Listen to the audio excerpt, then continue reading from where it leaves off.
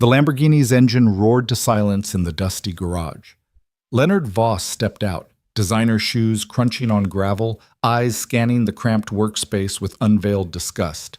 He picked up a sketch from the workbench, complex suspension diagrams, revolutionary brake designs, and laughed. Fantasy drawings from a nobody mechanic. 12-year-old Mira watched her father's face harden, his jaw clench. Evan Brooks said nothing, but something ancient and furious stirred in his chest. This humiliation would either destroy him or resurrect everything he'd buried. Want to see what happens when brilliance meets brutality? Stay until the end and comment your city below. Let's see how far this story travels. The California sun beat mercilessly through the skeletal frame of the garage's corrugated roof, casting prison bar shadows across oil-stained concrete. Evan Brooks wiped sweat from his forehead with the back of his grease-blackened hand, leaving another dark smear to join the constellation already mapping his exhaustion. The ancient Chevy before him groaned as he torqued the final bolt on its transmission.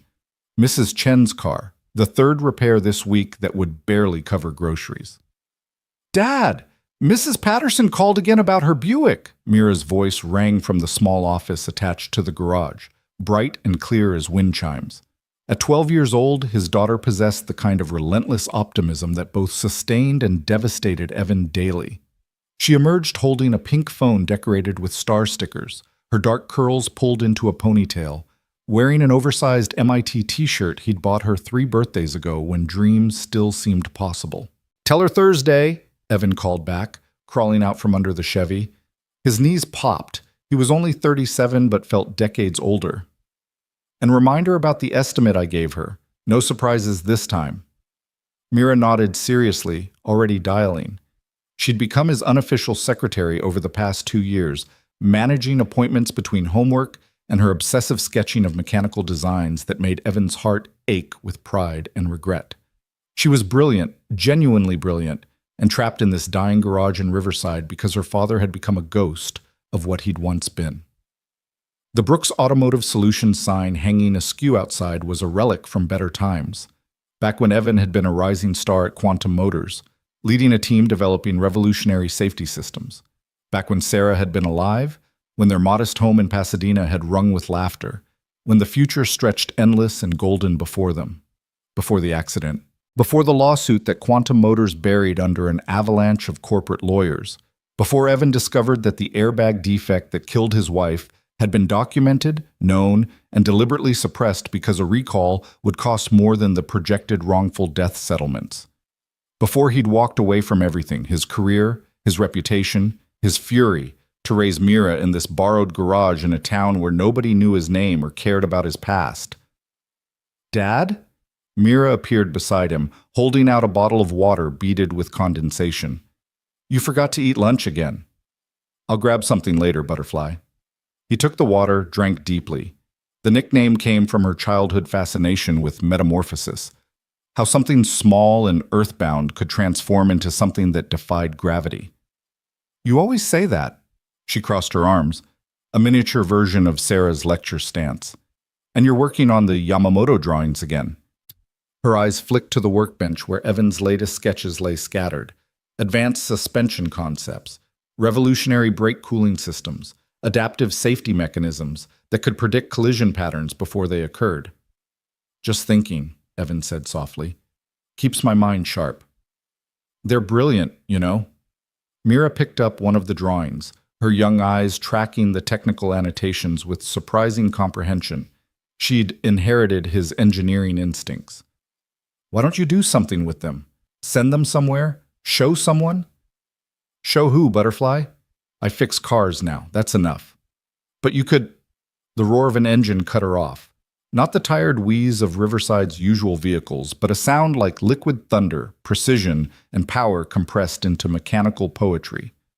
Father and daughter turned toward the open garage bay as a Lamborghini Aventador, pearl white with carbon fiber accents, prowled into view like a predatory cat entering a henhouse. Evan's hand stilled on his wrench. Vehicles like this didn't appear in Riverside. This was a town of aging Hondas and tired pickup trucks, of people making do and getting by. The Lambo was worth more than every car in a 3-block radius combined. The engine died. The scissor door rose with hydraulic grace. A man emerged, and Evan understood immediately why the car had come here. This wasn't a client. This was judgment arriving in Italian leather shoes. Leonard Voss stood roughly 6 feet tall, perfectly groomed silver hair swept back from a face that had never known genuine hardship. His suit probably cost more than Evan's monthly rent. He was in his early 50s, radiating the kind of casual arrogance that comes from never hearing the word no without the financial power to reverse it. Evan recognized the type instantly. He'd worked for men like this at Quantum, men who treated engineers as expendable assets and innovation as intellectual property to be exploited. "This the place?" Voss called over his shoulder. A younger man emerged from the passenger side, clipboard in hand, looking around the garage with barely concealed distaste. "According to the GPS, Mr. Voss." "Christ," Voss's lips curled. "I thought Martin was joking." Evan stepped forward, wiping his hands on a rag. Professional courtesy warred with instinctive wariness. "Can I help you, gentlemen?" Voss's eyes swept over Evan, taking in the oil-stained coveralls, the second-hand work boots, the garage's shabby interior with its ancient tools and cracked concrete floor. The assessment took perhaps 3 seconds, and Evan felt himself categorized, dismissed, and forgotten in that brief span. Martin Chen recommended this place. Voss's tone suggested his friend had personally betrayed him. "Said you do good work, though clearly Martin's standards have dropped considerably since he moved to this godforsaken town." Mira's hand found Evan's arm. He could feel her tension, her instinctive recognition of threat. 12 years old and already learning to read the cruelty in men's voices. "I do my best," Evan said evenly. "What seems to be the problem?" "The problem," Voss said, walking deeper into the garage without invitation, "is that my Lamborghini developed a concerning vibration at high speeds. My usual mechanic in Beverly Hills is booked for 3 weeks, and I'm driving to Vegas tomorrow for a conference. Martin insisted you could handle it, though looking at this setup," he gestured dismissively at the garage, "I'm having serious doubts. I'd be happy to take a look." "I'm sure you would." Voss's smile was surgical. "Though I wonder if you've ever worked on anything manufactured in this century. Most of your clients seem to drive vehicles that predate the internet." The younger man, an assistant, Evan assumed, actually laughed at this. Mira's grip on his arm tightened. "Mr. Voss, if you'd prefer to, No. Voss waved a hand. "I'm here. Might as well let the local talent have a swing. Just try not to break anything expensive. The Aventador's worth about—" He paused, making a show of calculation. "Well, probably more than you'll earn in the next 5 years, so careful hands, yes?" Evan's jaw tightened. He'd faced this before, the casual contempt of men who measured worth in dollar signs and judged competence by zip code. But usually, Mira wasn't watching. Usually, he could swallow the humiliation without her seeing how deeply it cut. "I understand," he said quietly. "Keys?" Voss tossed them carelessly. Evan caught them one-handed, muscle memory from years of precision work overriding his anger. "Dad's one of the best mechanics in California," Mira said suddenly, her voice high and fierce. "People come from all over because he fixes things other mechanics can't." Voss's attention swiveled to her for the first time, eyebrows raised in amused surprise. "Is that so? And you are?" "His daughter, Mira." "Well, Mira." Voss's smile didn't reach his eyes. "I'm sure your father is very competent at what he does. Every town needs someone to keep the old junkers running. It's honest work." The words dripped with condescension. Nothing wrong with honest work. Evan felt something crack inside his chest. Not breaking, but shifting, like tectonic plates grinding before an earthquake. He'd endured the aftermath of Sarah's death, the collapse of his career, the years of rebuilding in obscurity. He'd swallowed pride and accepted his reduced circumstances. But watching this man speak to his daughter with such dismissive cruelty ignited something Evan thought he'd buried forever. "I'll get started," he said, voice carefully neutral. "Mira, why don't you work on your homework inside?" "But Dad..." "Inside, Butterfly." She went, but not before shooting Voss a look of pure 12-year-old loathing that would have been funny under different circumstances. Voss wandered deeper into the garage while Evan moved the Lamborghini onto the lift. The assistant hovered near the entrance, scrolling through his phone. Evan tried to focus on the vehicle, and it was magnificent, a masterpiece of engineering that made his fingers ache with appreciation, even as his heart burned with humiliation. He'd once designed systems for cars like this, had contributed innovations that luxury manufacturers used without credit. Now he was the mechanic they mocked. "What's all this?" Voss's voice carried from the workbench. Evan's heart sank. "These your fantasy drawings?" Evan turned to see Voss holding one of his sketches, a detailed technical drawing of an adaptive suspension system that could read road conditions in real time and adjust shock absorption for optimal safety and performance. It represented months of evening work, of calculations performed after Mira went to sleep, of a mind that refused to stop solving problems even when there was no one left to appreciate the solutions. "Just ideas," Evan said, walking over. "Nothing important." "Nothing important," Voss laughed, a genuine belly laugh of such pure condescension that Evan felt his hands curl into fists. "Oh, this is priceless. Marcus, come look at this." The assistant approached, glancing at the sketch. "What is it?" "Our mechanic friend here has been designing cars in his spare time." Voss held up the drawing like evidence in a trial. "Look at these calculations. My God, you've even got performance projections. What is this? Suspension components? Brake systems?" "Integrated safety architecture," Evan said quietly. "It's a concept for a concept." Voss's laughter intensified. "Did you hear that, Marcus? A concept. From a mechanic in Riverside who fixes Mrs. Chen's transmission. No offense, friend, but do you have any idea what goes into actual automotive engineering? We're talking teams of PhDs with decades of experience, computer modeling systems that cost millions, testing facilities, regulatory compliance." "I understand the process," Evan interrupted, his voice dangerously soft. "I used to what? Watch YouTube videos? Read automotive magazines?" Voss was on a roll now, performing for his assistant, drunk on his own superiority. "Let me explain something about the real world, since you seem to be operating under some serious delusions. Men like me? We pay people with actual degrees, actual experience, actual credentials to design vehicles. We don't just wake up one morning and decide to sketch some lines on graph paper and call ourselves engineers." The assistant chuckled dutifully. Evan noticed the office door was slightly ajar. Mira was listening. Of course she was listening. And he was standing here silent and humiliated, proving every doubt she'd ever secretly harbored about why they lived in this garage, why they struggled, why her brilliant father had become a ghost. "These are fantasy drawings from a nobody mechanic," Voss continued, his voice rising with theatrical cruelty. "And you know what the saddest part is? You probably actually believe you've invented something revolutionary. You probably lie awake at night imagining that some CEO is going to walk through that door, see your sketches, and make you a millionaire." He dropped the papers back on the workbench with exaggerated disgust. "Life doesn't work that way, friend. Not for people like you." The garage fell silent except for the drip of the water heater in the corner. Evan stood frozen, every word landing like a physical blow, because some of them were true. He did lie awake imagining vindication, did dream of proving that Sarah's death had meant something, that the innovations he'd developed could save other families from the same tragedy. But hearing those dreams dissected with such casual cruelty, in front of his daughter, in the place where he'd rebuilt some fragile version of dignity. "My dad is smarter than you'll ever be."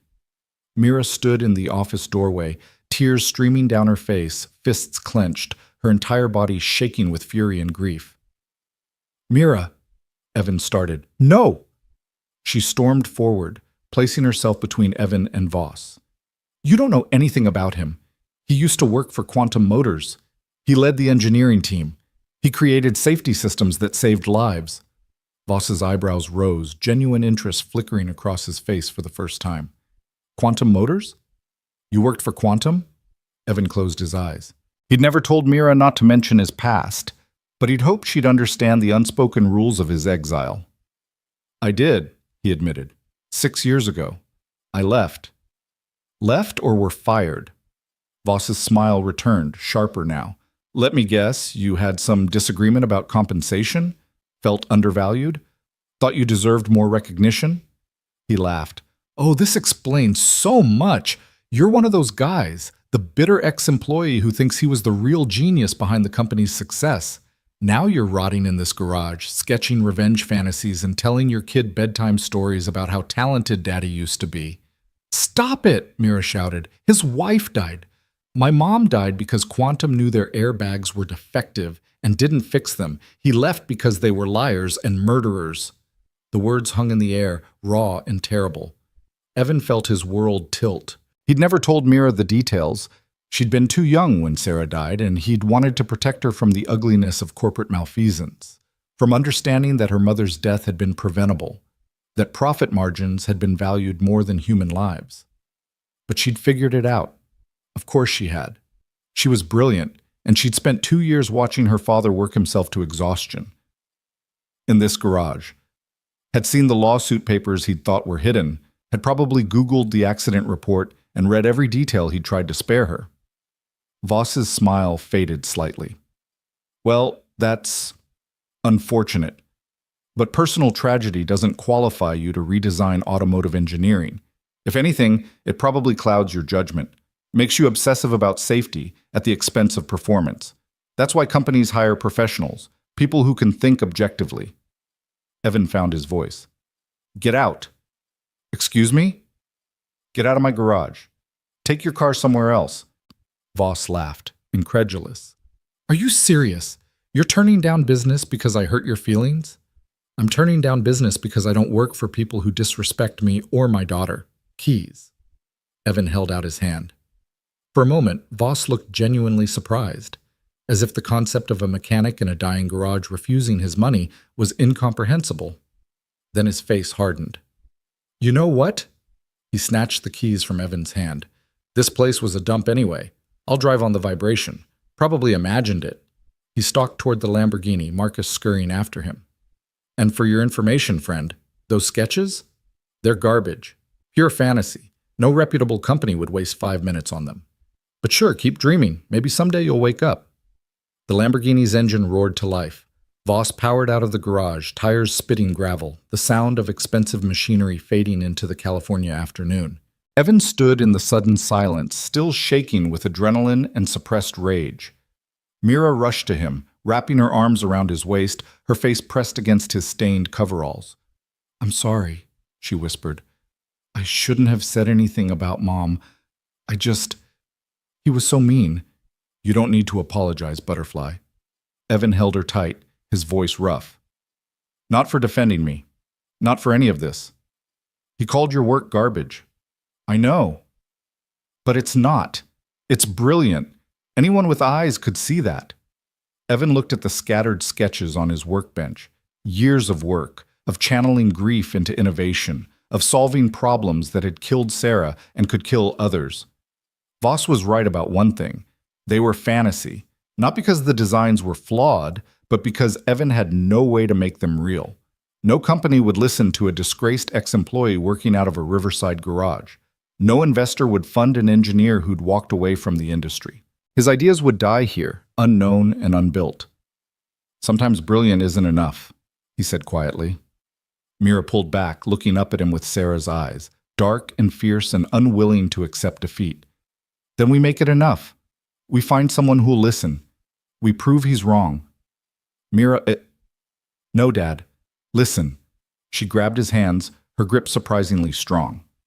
You taught me that good ideas eventually find the right people, that the truth doesn't stay buried forever. You taught me that. Had he? Evan wasn't sure what he'd taught her beyond survival and disappointment, but looking at his daughter's face, seeing her absolute faith in him, he felt something shift again in his chest. Not breaking, but perhaps healing. Perhaps remembering what he'd once been before grief and failure had worn him down. Maybe, he said softly. Maybe you're right. I am right.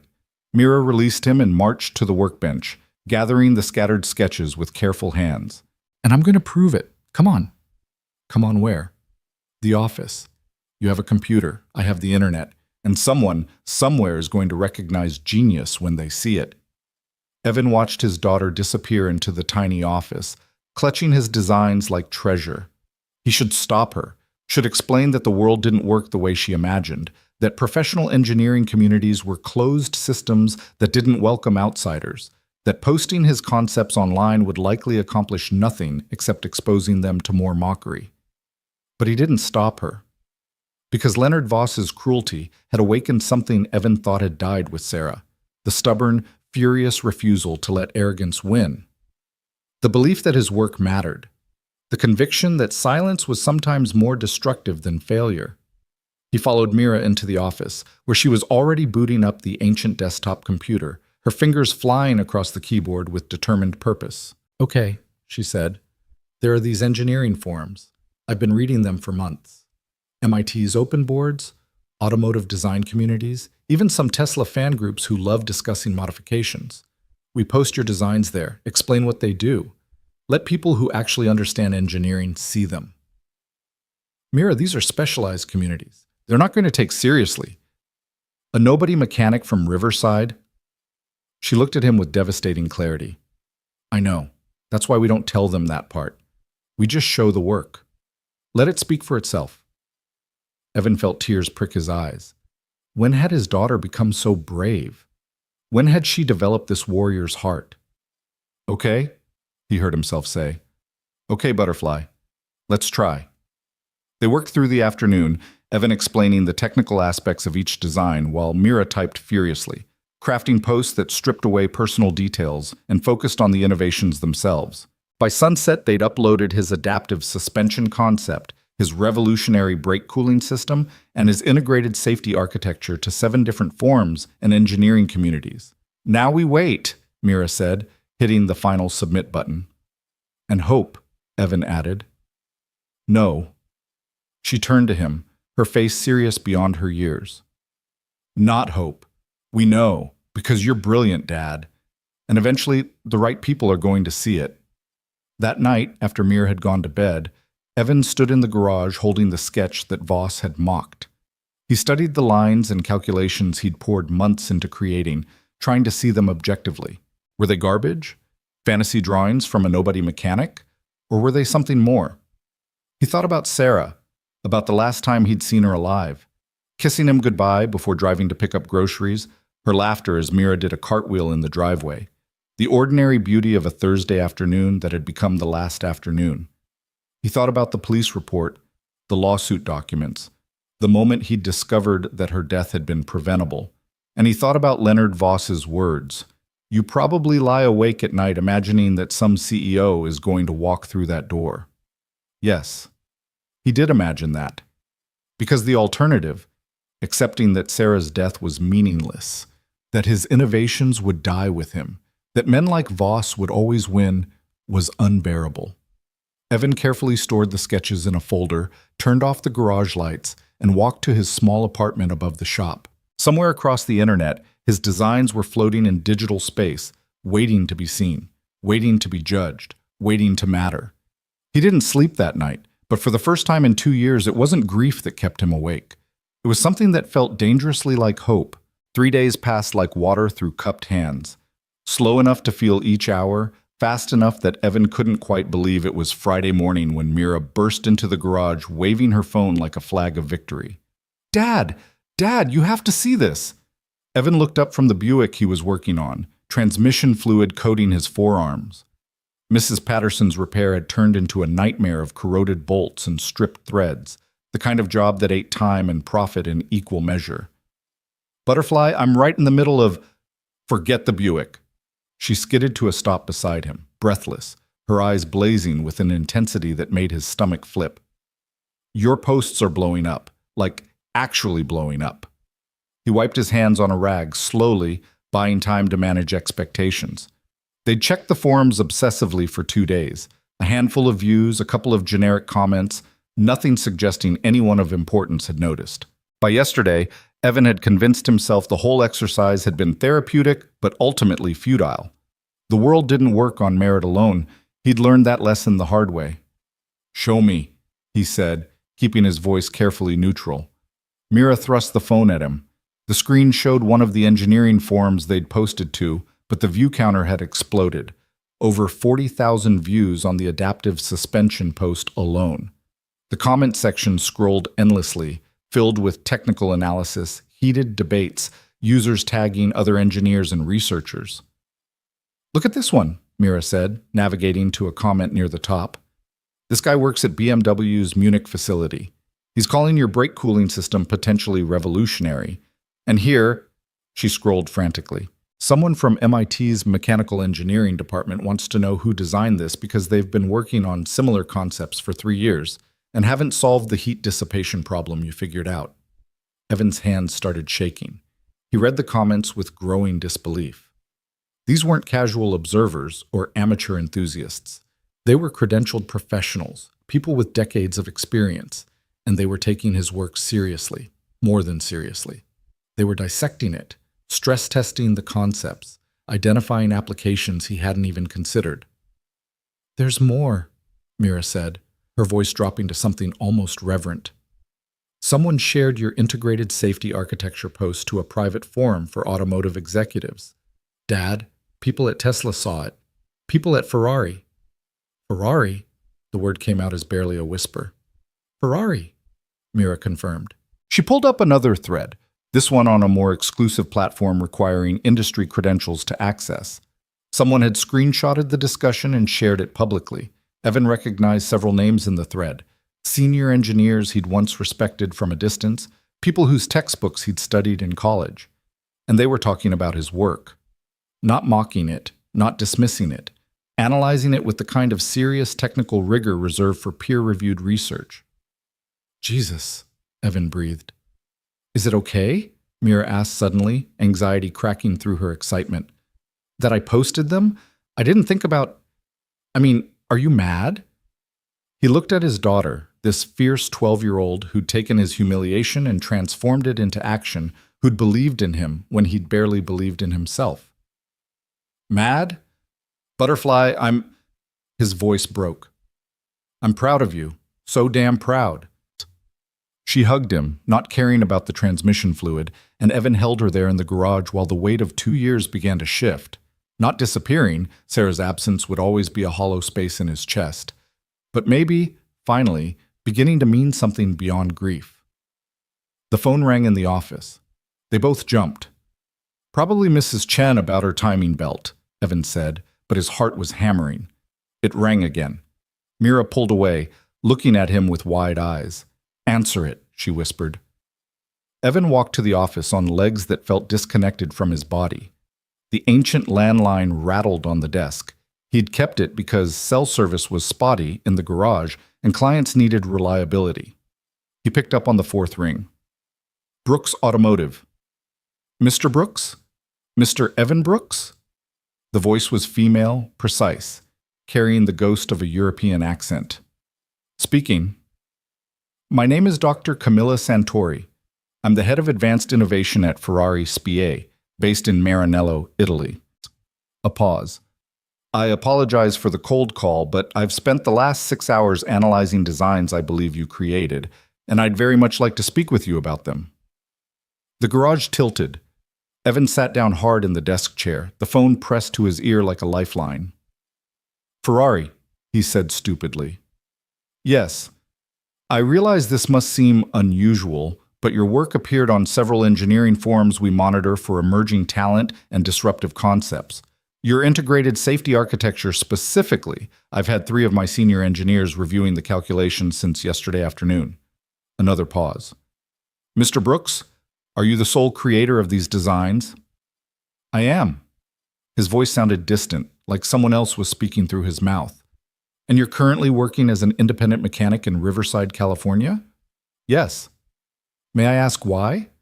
The question wasn't judgmental, just genuinely curious, the way a scientist might ask about an unexpected data point. Evan closed his eyes. "That's a long story, Dr. Santori." "I'm sure it is.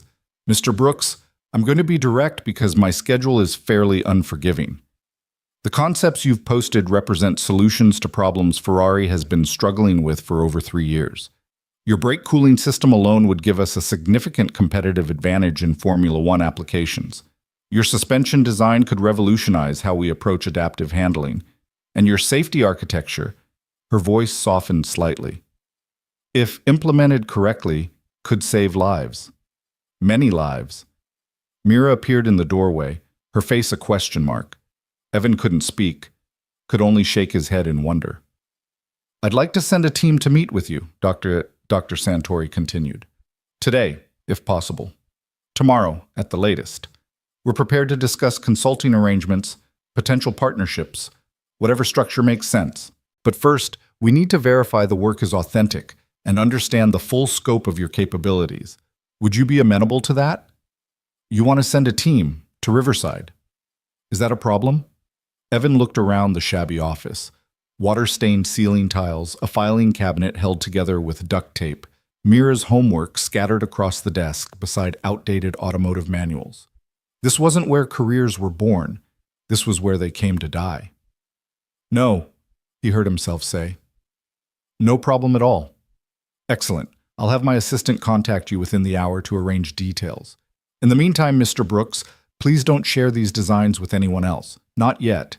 If they're as valuable as I believe, we need to discuss intellectual property protections before wider distribution.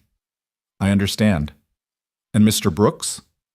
A smile entered her voice. Welcome back to automotive engineering. Something tells me you've been missed. The line went dead. Evan sat frozen, the phone still pressed to his ear, his mind spinning through the impossibility of what had just occurred. Ferrari. Ferrari had called him. The company that defined automotive excellence, that built machines for Formula One circuits and discriminating collectors, that represented the absolute pinnacle of engineering achievement. They'd called him. In his garage. In Riverside. Dad? Mira's voice was small. What happened? He turned to her, and the expression on his face must have been wild because she took an involuntary step back. Ferrari is sending a team to meet with us, he said slowly, testing the words for reality. They want to discuss my designs. Mira's scream of joy probably registered on seismic equipment. She launched herself at him, nearly knocking over the chair, laughing and crying simultaneously. I told you someone would see. You did. Evan held her, his own eyes burning. You absolutely did. The rest of that day passed in a blur of frantic activity. Evan cleaned the garage with obsessive intensity, organized his sketches, tried on 3 different shirts before Mira informed him he looked ridiculous in all of them, and he should just wear his cleanest coveralls because that's who he was. The assistant from Ferrari called at noon. A team of 3 engineers would arrive tomorrow morning at 9, stay for approximately 4 hours, conduct preliminary evaluation and testing of concepts. That night, Evan couldn't sleep. He kept running scenarios in his mind, catastrophizing about everything that could go wrong. They'd realize he was a fraud. They'd find flaws in his calculations. They'd decide the designs looked better on paper than they would in practice. Dr. Santori would call back, apologetic, explaining there'd been a mistake. At 2 a.m, he found Mira in the office, wide awake, sketching modifications to his suspension design. Can't sleep either? He asked. She shook her head. I keep thinking about what that man said, Mr. Voss, about fantasy drawings from a nobody mechanic. Mira, I want to find him. Her voice was fierce. After Ferrari makes you famous, I want to find him and show him he was wrong. Evan sat down beside her, studying the sketch she'd been working on. It was good, genuinely good, showing an intuitive understanding of mechanical stress and load distribution. Butterfly, men like Voss will always exist. People who measure worth in dollars and judge competence by appearance. What we do tomorrow isn't about proving him wrong. Then what's it about? He thought about that for a long moment. It's about proving Sarah's death mattered, that the innovations I developed to prevent other families from going through what we went through actually get built, actually save lives. He touched Mira's hand gently. That's the only revenge that means anything. She nodded, blinking back tears. Mom would be proud of you. She'd be proud of both of us, Evan corrected. You're the one who made this happen. You believed when I'd given up. You never gave up, Mira said softly. You kept designing. You kept solving problems. That's not giving up. Maybe she was right. Maybe survival itself was a form of resistance, a refusal to let grief win completely. Evan had kept his mind sharp, kept his skills honed, kept working even when there was no audience and no recognition. And now, impossibly, that work might actually matter. They went to bed around 3, managing a few hours of restless sleep before dawn broke over Riverside. Evan was showered and dressed by 7, drinking his 4th cup of coffee, when Mira appeared looking equally exhausted and wired. "Ready?" she asked. "Absolutely not," she grinned. "Good. Me neither." At 8:47 a.m., a black Mercedes SUV pulled into the garage lot. Evan watched from the doorway as 3 people emerged. Dr. Santori, immediately recognizable from the photos he'd frantically Googled the night before, accompanied by 2 men in their 40s carrying equipment cases. Dr. Camilla Santori was striking in person, late 50s, silver-streaked dark hair pulled back severely, wearing elegant slacks and a blazer that somehow looked both professional and ready for hands-on work.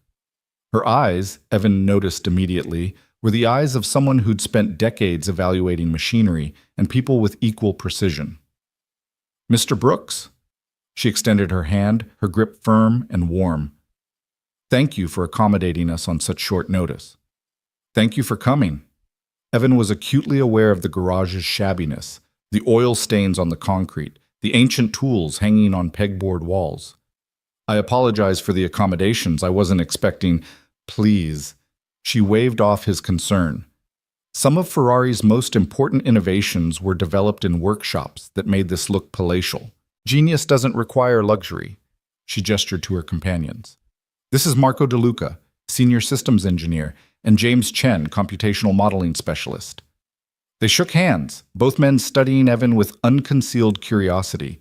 He recognized their type immediately. Career engineers, the kind of deep specialist who spoke in equations and thought in forced diagrams.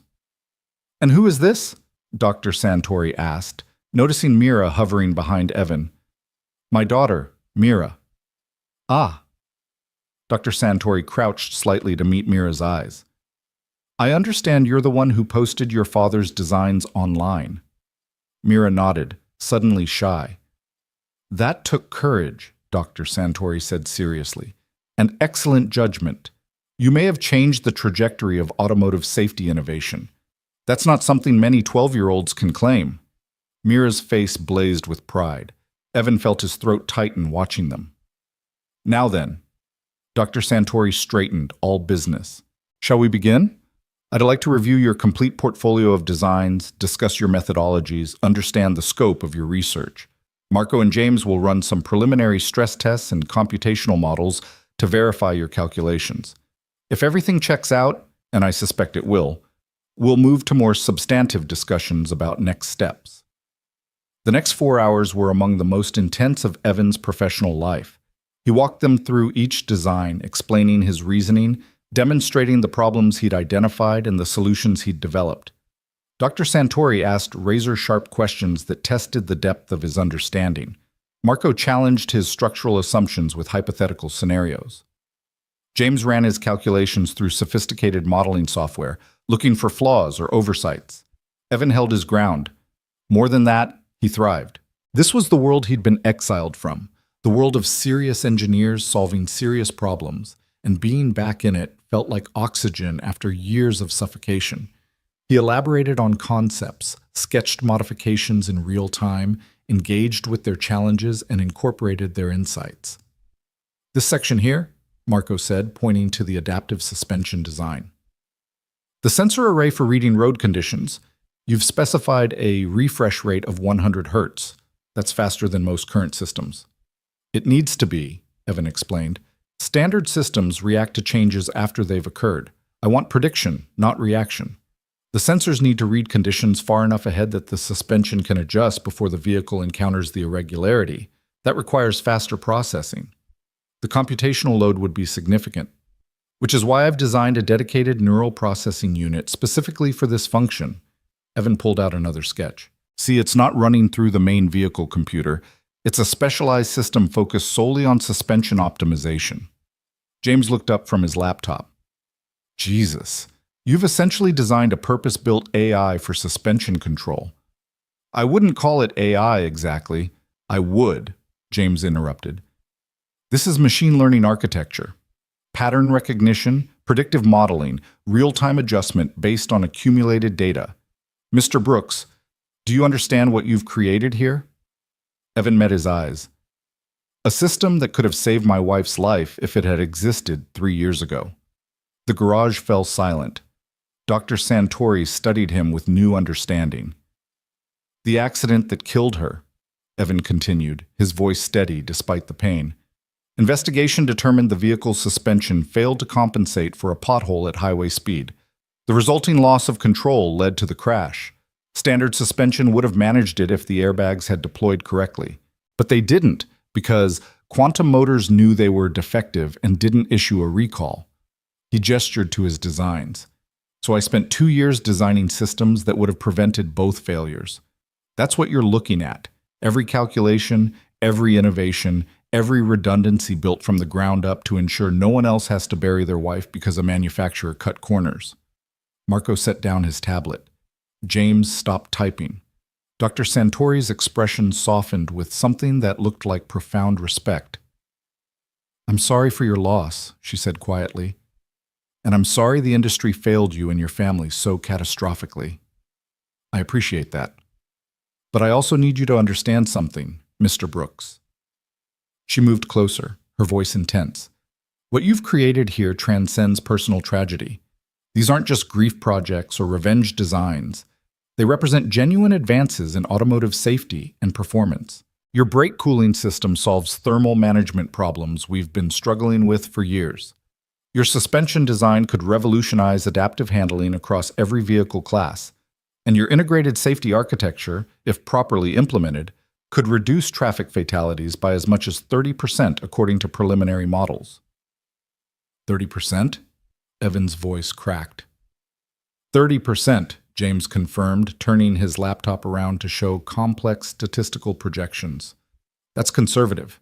If we account for adoption across all vehicle classes and factor in the machine learning improvements over time, we could be looking at 40, maybe 45% reduction in fatal accidents within a decade of full implementation. The numbers were staggering. Evan had known his systems were good, had believed they were important, but hearing professional confirmation that they could save tens of thousands of lives annually made his knees weak. "We need to test them, Doctor," Santori said, rigorously, in controlled environments with full instrumentation. But based on what I've seen today, I'm prepared to make you an offer. Ferrari wants to fund comprehensive development and testing of your safety architecture, with you as lead consultant. We'll provide facilities, staff, resources, whatever you need.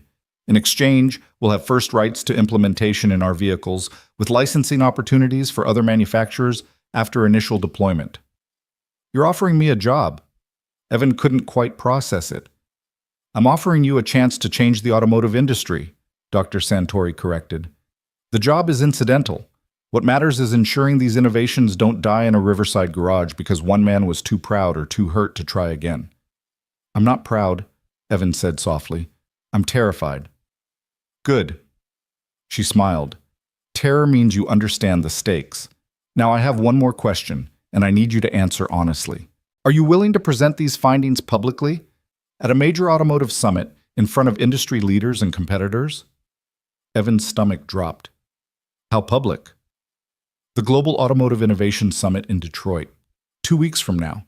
1,500 attendees, including executives from every major manufacturer, NASA representatives, NHTSA officials, academic researchers. It's the single largest gathering of automotive minds in the world." She paused. "And it's where reputations are made or destroyed. You want me to present my designs to the entire industry. I want you to prove you're not a nobody mechanic," Dr. Santori said bluntly.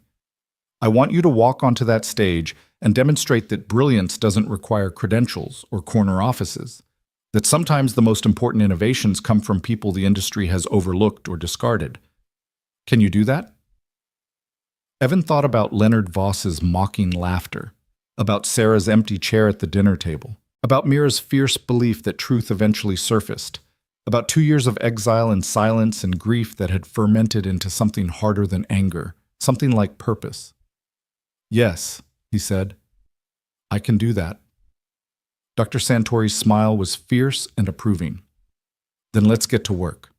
You have 2 weeks to refine your presentation and prepare for the most important 4 hours of your professional life. Marco and James will coordinate with you remotely on technical refinements. I'll handle the political aspects, securing your speaking slot, managing expectations, ensuring you have allies in the room when you present." She extended her hand again. "Welcome back to the fight, Mr. Brooks. This time, you're not fighting alone." They shook, and Evan felt something fundamental shift inside him. Not healing exactly, but perhaps the beginning of transformation. The caterpillar didn't become a butterfly through comfort or safety. It became a butterfly by dissolving entirely and rebuilding itself into something capable of flight. After the Ferrari team left, Evan sat in the garage surrounded by his designs, while Mira dozed in the office chair, exhausted from the emotional intensity of the day. The afternoon light slanted through the open bay door, painting everything gold. Detroit. 2 weeks. 1,500 people. He should have been terrified. Maybe he was. But underneath the fear was something else. Something that felt like vindication, like Sarah reaching across death to whisper that yes, her loss would mean something, that their daughter would grow up knowing her mother's death had changed the world. His phone buzzed. A text from an unknown number. "Heard through the grapevine that Ferrari visited you. Impressive. Or lucky. Either way, enjoy your moment. These things rarely last. LV Leonard Voss." Somehow he'd heard about the meeting, and even now couldn't resist diminishing it. Evan stared at the message, waiting for anger to surge. But instead he felt only pity. Voss lived in a world where success was measured in humiliation and worth was determined by wealth. He would never understand what Evan had gained today. Not a job or a contract, but proof that the last 2 years hadn't been wasted, that keeping his mind sharp and his skills honed had mattered. Evan deleted the message without responding. Voss didn't deserve his anger or his attention. What he deserved was to sit in that Detroit auditorium 2 weeks from now and watch a nobody mechanic from Riverside change the automotive industry. That night, after Mira went to bed, Evan stood in the garage holding Sarah's photograph, the one he kept in his toolbox, creased and stained from 2 years of being carried like a talisman. She was laughing in the photo, caught mid-spin at Mira's 6th birthday party, her hair flying wild, her joy so pure it still hurt to see. "I'm going to Detroit," he told her picture softly. "I'm going to stand on that stage and show them what you were worth. What we were worth. What all of this has been for." The photograph didn't answer, but Evan felt something settle in his chest. Permission, maybe, or forgiveness, or simply the knowledge that grief could be transformed into purpose if you were willing to do the work. He carefully returned the photo to his toolbox, turned off the garage lights, and climbed the stairs to his small apartment. Through Mira's bedroom door, he could hear her soft breathing, peaceful and certain. She'd believed in him when he couldn't believe in himself. She'd taken his humiliation and turned it into action. Now it was his turn to prove her faith wasn't misplaced. Detroit was waiting. The industry was waiting. And for the first time in 2 years, Evan Brooks felt ready to show them exactly what a nobody mechanic could do when brilliance finally found its audience. The 2 weeks between Ferrari's visit and the Detroit summit compressed into a fever dream of preparation. Evan worked 18-hour days refining his presentation, stress-testing every calculation, anticipating every possible challenge. Dr. Santori called daily from Maranello, her questions surgical and unforgiving, pushing him to justify every design choice, every assumption, every projected outcome. Marco and James sent revisions and suggestions at all hours, their emails arriving with subject lines like critical flaw in thermal model, urgent, or brilliant solution to the sensor array problem. Mira became his assistant, his sounding board, his conscience. She sat through practice presentations in the garage, timing him with the stopwatch function on her phone, interrupting when his explanations became too technical or when he descended into jargon that would lose a general audience. "Dad, you're doing it again," she'd say, pausing mid-presentation. "You just spent 3 minutes explaining harmonic oscillation theory. These are executives, not PhD students. Tell them what it does, not how the math works." "But the math is what makes it credible." "The math is in your backup slides. What makes it credible is you standing there, confident, explaining how this system saved a virtual family in Ferrari's crash simulations. Tell stories, not equations. She was right, of course. Evan had spent so long isolated in technical work that he'd forgotten how to translate engineering into human terms. But Mira understood instinctively. She'd inherited Sarah's gift for communication, for making complex ideas accessible without dumbing them down. They practiced in the mornings before school, in the evenings after Evan finished the day's repair work, late into the night when sleep proved impossible. Evan's presentation evolved from a dry, technical briefing into something more powerful, a narrative about how personal tragedy could fuel innovation, how safety systems weren't abstract concepts, but the difference between families staying intact or being shattered by preventable deaths. Better, Mira said after a late-night run-through, 9 days before Detroit.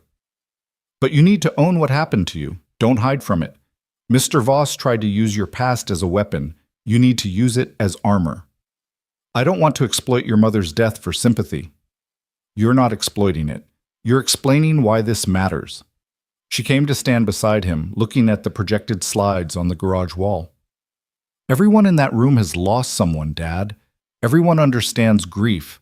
What they don't understand is how to transform it into something that saves other people. That's what you did. That's the story. Evan looked at his daughter, this wise beyond her years 12-year-old who'd somehow become his guide through impossible waters. When did you get so smart? I learned from the best. She hugged him quickly. Now, go to bed. You need sleep more than you need another practice run. He tried to sleep, but his mind kept spinning through scenarios. What if his presentation failed to land? What if the industry dismissed him as an interesting curiosity but nothing more? What if Leonard Voss was right and this moment of attention was just luck, a fluke that would fade as quickly as it had appeared? Worse, what if he succeeded? What if his innovations were adopted, implemented across manufacturers, and the industry embraced him as the genius doctor? Santori believed he was? Could he handle that kind of visibility after 2 years of invisibility? Could he rebuild a life in the spotlight when he'd barely managed to survive in the shadows? 5 days before Detroit, a package arrived from Ferrari. A custom-tailored suit in charcoal gray, Italian leather shoes, a leather portfolio embossed with his initials. The accompanying note from Dr. Santori read, "Genius deserves proper presentation. See you in Detroit. CS." Evan stared at the suit for a long time. It represented everything he'd walked away from: professional success, industry respect, the trappings of achievement. Putting it on felt like stepping back into a skin he'd shed, and he wasn't sure it would still fit. "Try it on," Mira urged. He did, standing awkwardly in their tiny bathroom while she adjusted the collar and smoothed the shoulders. "You look like Dad again," she said softly. "The Dad from the old photos. The one who worked at Quantum. Is that good?" "It's not good or bad, it's just you. The real you, not the garage version." She met his eyes in the mirror. "You've been hiding, Dad. Maybe it's time to stop." The night before their flight to Detroit, Evan couldn't sleep at all. He lay in bed watching shadows move across the ceiling, his mind cycling through every possible disaster scenario. At 3 a.m., he gave up and went down to the garage, intending to run through his presentation one more time. He found Mira there, sitting at his workbench, reading through the printed version of his slides by lamplight. "Butterfly, what are you doing up?" She looked at him with eyes that seemed too old, too knowing. "I keep thinking about what happens after. When you're famous and everyone wants to work with you. When you're traveling and doing consulting and don't have time for this garage anymore." Evan sat beside her, his heart aching. "Is that what you're worried about? That I'll leave?" "Not leave exactly, just change. Become someone different. Someone who doesn't have time for me." He took her hands, holding them gently. "Mira, listen to me.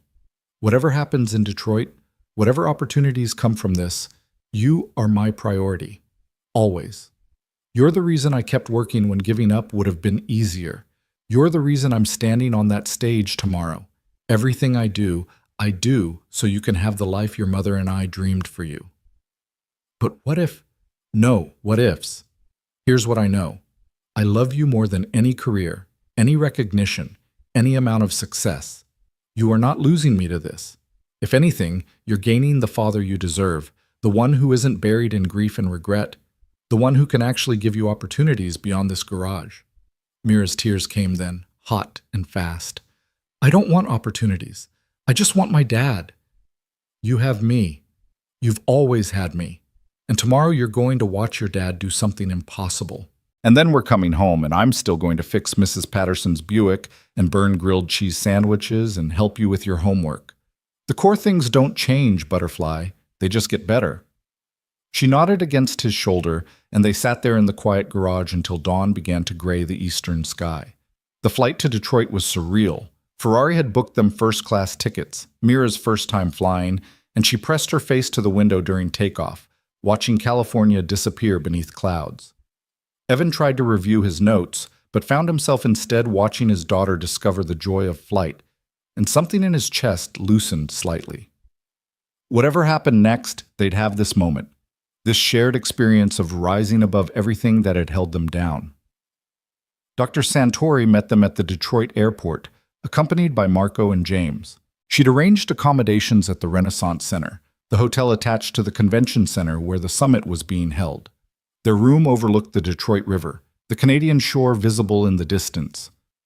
Your presentation is tomorrow at 2 p.m., Dr. Santori briefed them in the hotel lobby. Main ballroom, 1,500 capacity, expected to be standing room only. You're following presentations from BMW's autonomous driving division and Tesla's battery innovation team, so the audience will be warmed up and engaged. Standing room only? Evan's stomach lurched. Your designs have generated significant buzz in the 2 weeks since they went public. People want to see the man behind the concepts. They want to know if you're legitimate or just internet hype. She smiled slightly. No pressure. That evening, Ferrari hosted a private dinner for key stakeholders, automotive executives, research directors, a handful of journalists from industry publications. Evan found himself seated between a senior vice president from BMW and a department head from NASA's Vehicle Safety Division, both of whom grilled him politely but intensely about his methodologies. The adaptive suspension concept, the BMW executive said, her German accent precise. You claim it can predict road conditions, but prediction requires data from conditions not yet encountered. How does your system solve the causality problem? Evan launched into an explanation of his sensor array design, the predictive algorithms, the machine learning architecture that allowed the system to build models from accumulated data. She listened intently, occasionally interjecting with technical challenges that Evan fielded with growing confidence. Across the table, he noticed Mira in conversation with Dr. Santori, both of them laughing about something. His daughter looked so small in this room full of industry titans, and yet she held her own, asked intelligent questions, made the adults around her smile with her earnest curiosity. The NASA representative leaned in. Mr. Brooks, I understand you developed these systems following a personal tragedy.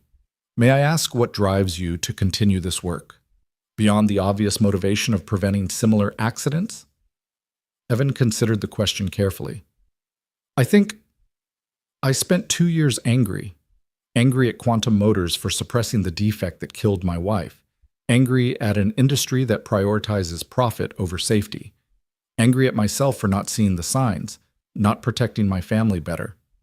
He paused, aware that the conversation around them had quieted, that people were listening. But anger is exhausting, and it doesn't build anything, so I channeled it into engineering problems, into solutions. And somewhere in that process, I realized I wasn't angry anymore. I was hopeful, because every calculation, every design, every innovation represented a family that might stay intact, a child who wouldn't lose a parent, a future where tragedies like mine become increasingly rare. The NASA representative nodded slowly. That's what separates good engineering from great engineering. Good engineering solves technical problems. Great engineering solves human problems. What you've created is decidedly in the latter category. The dinner continued, but Evan felt a shift in how people regarded him. He wasn't just an interesting anomaly anymore. He was being taken seriously as a peer, as someone whose insights carried weight. It was intoxicating and terrifying in equal measure. That night, he barely slept again. Mira was out cold in the adjoining room, exhausted from travel and excitement, but Evan stood at the window watching lights reflect off the dark river, rehearsing key phrases, anticipating challenges, trying to quiet the voice in his head that whispered he didn't belong here, that tomorrow would expose him as a fraud. His phone buzzed at 11 p.m. A text from Dr. Santori. Stop overthinking. You're ready. Get some sleep. Tomorrow, you change the industry.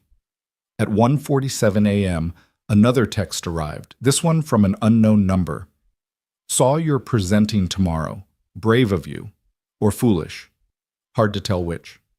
Break a leg or don't. LV. Leonard Voss. Somehow he'd gotten Evan's number, and even on the eve of the most important presentation of Evan's life, Voss couldn't resist needling him. Evan stared at the message, and for the first time since their confrontation in the garage, he felt genuinely grateful to the man, because Voss's cruelty had been the catalyst for everything that followed. Without that humiliation, Mira might never have posted his designs, Ferrari might never have called. This moment might never have arrived. Evan typed a response. Thank you for the motivation. See you in the audience. He sent it, turned off his phone, and finally managed a few hours of restless sleep. Morning came too quickly. Evan showered, dressed in the Italian suit, spent 20 minutes with Mira reviewing last-minute details over room service breakfast. She wore a navy dress Ferrari had sent her, looking so grown up that Evan felt his throat tighten. You're going to be amazing, she said, adjusting his tie with the seriousness of a general preparing troops for battle. Just remember, tell stories, not equations. Make them feel it, not just understand it. When did you become my presentation coach? When you became too nervous to remember your own advice. She kissed his cheek. I love you, Dad. Mom would be so proud. At 1:30 p.m., Evan stood backstage at the Renaissance Center's Grand Ballroom, listening to the Tesla executive wrap up his presentation on battery innovation. Through a gap in the curtains, he could see the massive room, row after row of seats filled with the industry's most influential minds. A press section bristling with cameras, massive screens flanking the stage displaying the Tesla logo. Dr. Santori appeared beside him. Nervous? Terrified. Good, channel it. Nervous energy keeps you sharp. She handed him a small lapel microphone. Remember, you're not here to convince them you're smart. They already know that. You're here to make them understand why this matters, why you matter. Can you do that?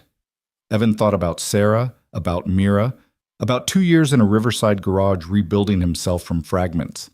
Yes. Then let's go make history. The Tesla executive finished a solid applause. The moderator, a veteran automotive journalist, took the stage for the transition. Our next presenter represents something unique in this industry, the moderator began. A brilliant engineer who walked away from traditional career paths to pursue innovation on his own terms. His designs have generated unprecedented buzz in online engineering communities, catching the attention of Ferrari, BMW, and NASA. Ladies and gentlemen, please welcome Evan Brooks, presenting Integrated Safety Architecture, engineering solutions born from personal tragedy. Evan walked onto the stage into a wall of applause. The lights were blinding, the audience a dark mass beyond the stage's edge. He clipped on the microphone, pulled up his first slide, and for one terrible moment his mind went completely blank. Then he saw Mira, sitting in the front row beside Dr. Santori, giving him a thumbs up with such fierce confidence that something inside him clicked into place. He began.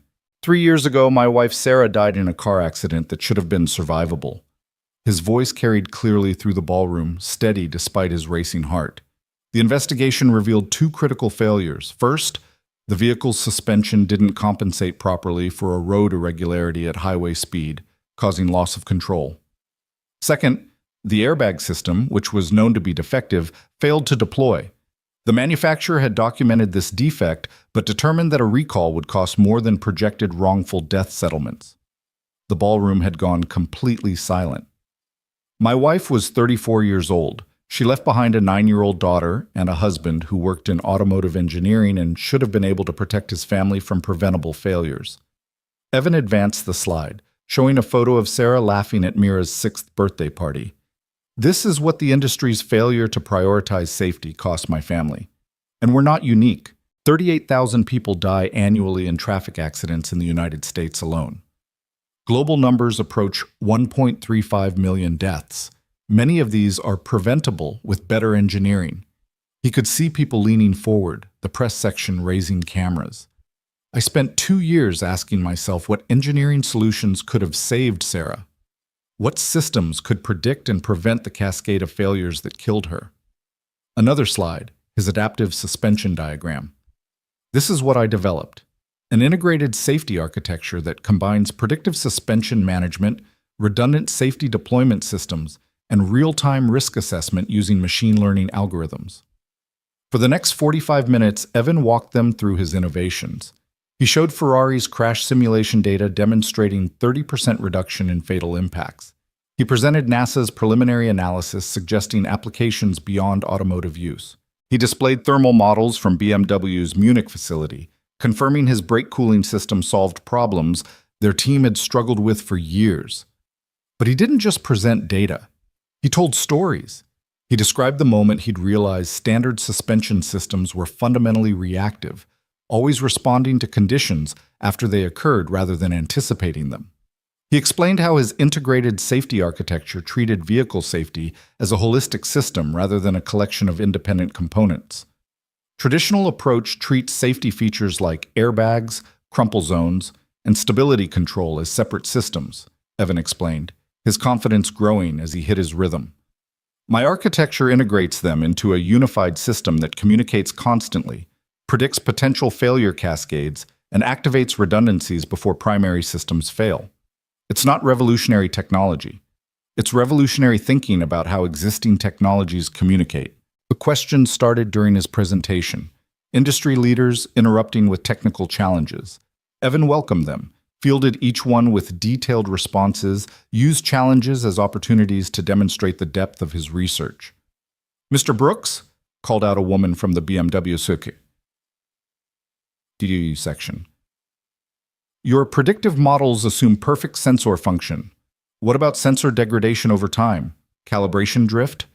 Environmental factors that corrupt data?" "Excellent question," Evan responded. "That's addressed in my redundancy architecture. The system uses multiple sensor arrays with different technologies, optical, radar, and physical pressure sensors.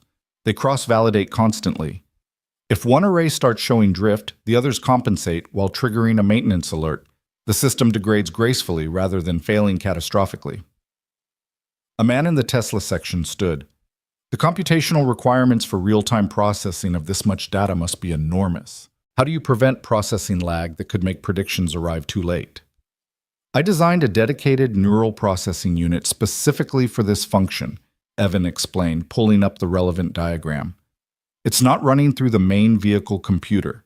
It's a specialized system focused solely on safety calculations, with priority processing that bypasses normal computational queues. Think of it as a dedicated safety coprocessor." The questions continued, each one allowing Evan to demonstrate that he'd thought through every angle, anticipated every objection, designed solutions for every potential failure point. Then, from the front row, a familiar voice cut through the discussion. "Mr. Brooks, Leonard Voss, Voss Technologies." The man stood, his expression unreadable. "Your presentation is impressive, certainly, but I'm curious about practical implementation. You've been working in a small garage in Riverside for the past 2 years. No major funding, no research team, no access to testing facilities. How do we know these aren't just theoretical exercises that would fail under real-world conditions?" The ballroom went quiet, everyone sensing the edge in Voss's question. Evan looked at the man who'd mocked him, humiliated him, called his life's work fantasy drawings from a nobody mechanic, and he smiled. "Mr. Voss, I appreciate the question." Evan's voice was calm, even warm. "You're right that I've been working independently, without traditional resources. But that's actually been an advantage, not a limitation. I wasn't constrained by corporate politics, quarterly profit demands, or committee decisions. I could focus purely on solving the engineering problems without compromise." He advanced to a new slide, Ferrari's logo alongside NASA's. As for real-world validation, Ferrari has been testing these systems in their development vehicles for the past 2 weeks. Initial results exceed projected performance by approximately 12%. NASA's Vehicle Safety Division has run parallel simulations using their accident reconstruction models.